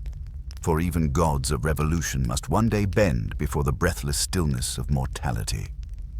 On September 28, 1970, Nasser fell, not to gun or coup, but to the silence of the heart, the sudden collapse of flesh too long aflame. The nation wept, not just for the man, but for the myth, for the voice that had thundered across the Arab world, a voice of pride, of wrath, of destiny, was gone. And into that silence walked a quieter man. Anwar Sadat, a name familiar, yet until now unnoticed, overshadowed by Nasser's son. He was thought to be a placeholder, a figure of transition. But history does not always favor the loudest.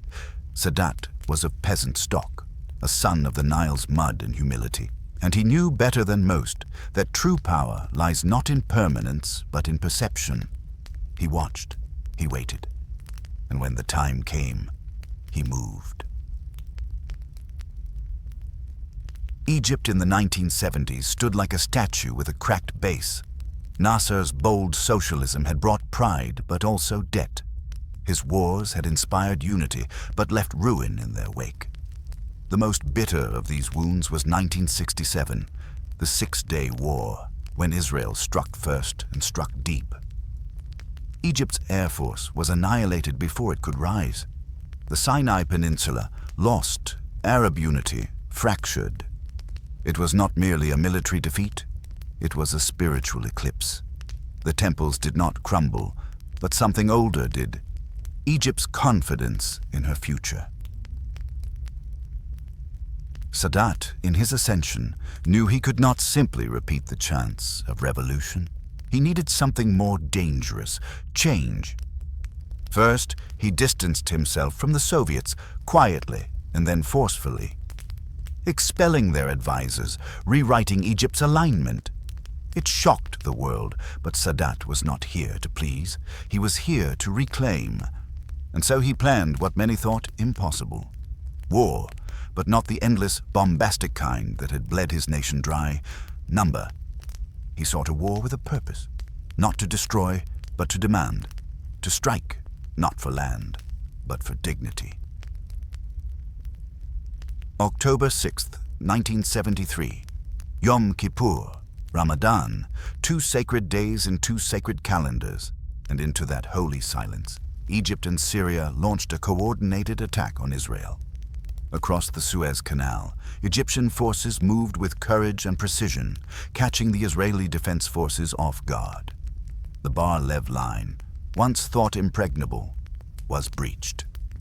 For the first time since the dark humiliation of 1967, Egyptians raised their flag on once lost ground. And though the tide of war would eventually turn, and though ceasefires would follow, the symbolic victory had been won. Egypt had fought and stood tall. From this point, Sadat did something few had foreseen. He sought peace, true peace, not as surrender, but as strategy, as salvation. In 1977, he made a move as audacious as any pharaoh or conqueror before him. He flew to Jerusalem, the city of prophets and strife, the heart of ancient conflict, the place where no Arab leader had dared to tread with open hands. He stood before the Israeli Knesset, and he spoke, not with hatred, but with hope. The world trembled. Many called him a traitor, others a visionary. But Sadat knew that Egypt had fought enough, had bled enough, had buried too many sons beneath flags and fire. Peace, he believed, was the final act of a warrior. In 1979, the gamble bore fruit. The Camp David Accords were signed between Sadat, Israeli Prime Minister Menachem Begin, and U.S. President Jimmy Carter. Egypt became the first Arab nation to officially recognize Israel. In return, the Sinai was returned, not with bullets, but with pens. A desert lost in 6 days was regained through 6 months of daring diplomacy. But peace is rarely peaceful. Across the Arab world, Sadat was condemned. The Arab League expelled Egypt. Protests erupted. Allies turned their backs. To many, he had broken the sacred front against occupation. To Sadat, he had broken a cycle of death. In the years that followed, he opened Egypt's markets. Western goods flooded the country. Foreign investment surged, but inequality widened. Bread prices rose, and unrest simmered once more. He had won a war and forged a peace, but the soul of the nation remained divided between past glory and modern necessity. On October 6, 1981, 8 years to the day after his war began, Sadat stood at a military parade watching jets scream overhead. He saluted the sky, unaware of the death, approaching on the ground. A group of extremists, masked by uniforms and vengeance, broke from the formation and opened fire. Sadat fell, clutching the ribbons of his legacy as the crowd scattered in horror. Once more, Egypt entered mourning. Once more, a leader became a statue, and the Nile flowed on. What was Sadat in the end? A peacemaker? A betrayer? A pharaoh of modernity? The answer, perhaps, is all and none. He was a man caught in the eternal dance of this land, between sword and scroll, between memory and motion, between the gods of war and the long, aching hunger for peace. And so we arrive at the river's edge, where the waters of history meet the shadow of today, where yesterday's tombs lean into tomorrow's towers, where the Nile, eternal and indifferent, continues its long, dreaming song. When Anwar Sadat fell beneath a spray of bullets, the desert wind did not pause, and the stone eyes of Luxor did not blink. The eternal land has always known. Kings pass. The Nile remains. Yet Egypt would once again face a new ruler, and with him, a long silence.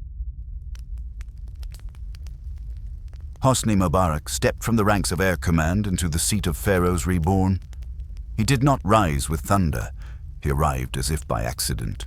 A loyal man, a transitional man, a quiet soldier now asked to lead a nation whose soul had already begun to fracture. His rule would stretch across 3 decades, the span of a generation. Children would grow into parents and then into elders under the steady, unmoving gaze of one man. He ruled with order, with stability, and slowly, with fear. The monuments of Egypt stood unchanged, Karnak still kissed by sunlight, Abu Simbel still watching the horizon. But in the cities, a different Egypt had awakened. Cairo pulsed with new rhythms. Satellite dishes bloomed across rooftops. Markets roared. Technology hummed through alleyways older than the printing press. And yet, beneath this progress, a quiet pressure built. Jobs vanished as quickly as they arrived. Youth wandered with degrees in hand, but no destiny in reach. Corruption grew, not like fire, but like sand, slowly filling a chamber, grain by grain, until breathing itself became burdened. The temples held memory, but the youth held questions. What had become of the dreams their parents once held aloft like torches? Was Egypt still a cradle of greatness, or had she become a stage on which history merely repeated its old refrain? The Nile no longer flooded, the gods no longer spoke, and into that silence came the whisper of revolt. It began not in a temple, but in a marketplace in Tunisia, where a young vendor, denied dignity, lit himself aflame. The fire spread, not through forests, but through screens, through hearts.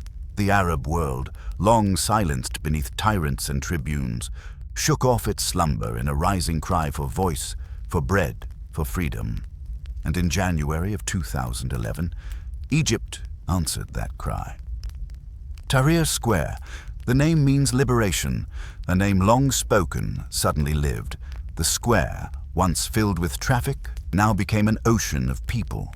Muslims and Christians, old men with stories, children with songs, women who would not be pushed aside, youth who painted their hopes on cardboard and stone. They came not to destroy, but to remember what Egypt might be if it were not afraid. Their voices rose like a hymn, their chants rippled like the Nile in spring, and Mubarak, once thought immovable, began to crack beneath the flood. 18 days. That was all it took. 18 days of protest, of grief, of blood, of a million breaths held in hope. On February 11th, 2011, Hosni Mubarak stepped down. The crowd erupted, not with violence, but with tears. A regime that had spanned 30 years fell not by sword, but by presence. The people had returned to the story. But revolutions, like rivers, do not always flow as expected. The years that followed were a mirror fractured. Hope gave way to confusion. Military rose, fell, rose again. Presidents came and went, ballots were cast, and streets once filled with song, filled with tear gas and doubt. The question of who Egypt is remained unanswered. Freedom was not a finish line. It was a desert, vast, unclear, where the mirage of democracy often danced just beyond reach. And yet, the people endured. Not as kings or saints, but as Egypt always has, in patience, in pain, and in pride.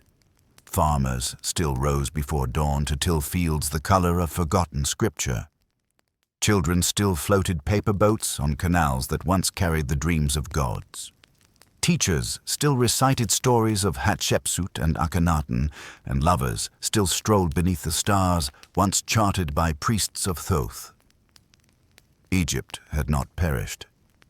She had merely changed shape. For what is Egypt if not a living contradiction? She is the dust of mummies and the click of keyboards. She is barefoot boys playing soccer beneath Roman ruins, and girls writing poetry in cafes named for lost pharaohs. She is not one face, not one voice. She is the river, the desert, the city, the whisper. She is every stone laid by hand, and every dream that dared defy it. And the Nile. Still it flows. Still it glimmers. Still it listens. It does not rise to drown kingdoms as it once did. But it remembers, and perhaps that is enough. For in its slow, sacred winding it carries every soul who once walked these sands. From Narmer's gaze to Cleopatra's sigh to the shout in Tahrir Square, all pass, all return, all are one in the river's memory.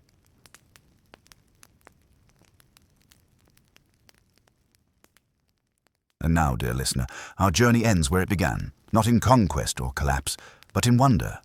Egypt, ancient and aching, reborn and rising, is not a story told. She is a story lived, so let the echoes rest now, let the statues keep their secrets, let the Nile carry us home beneath stars that remember everything.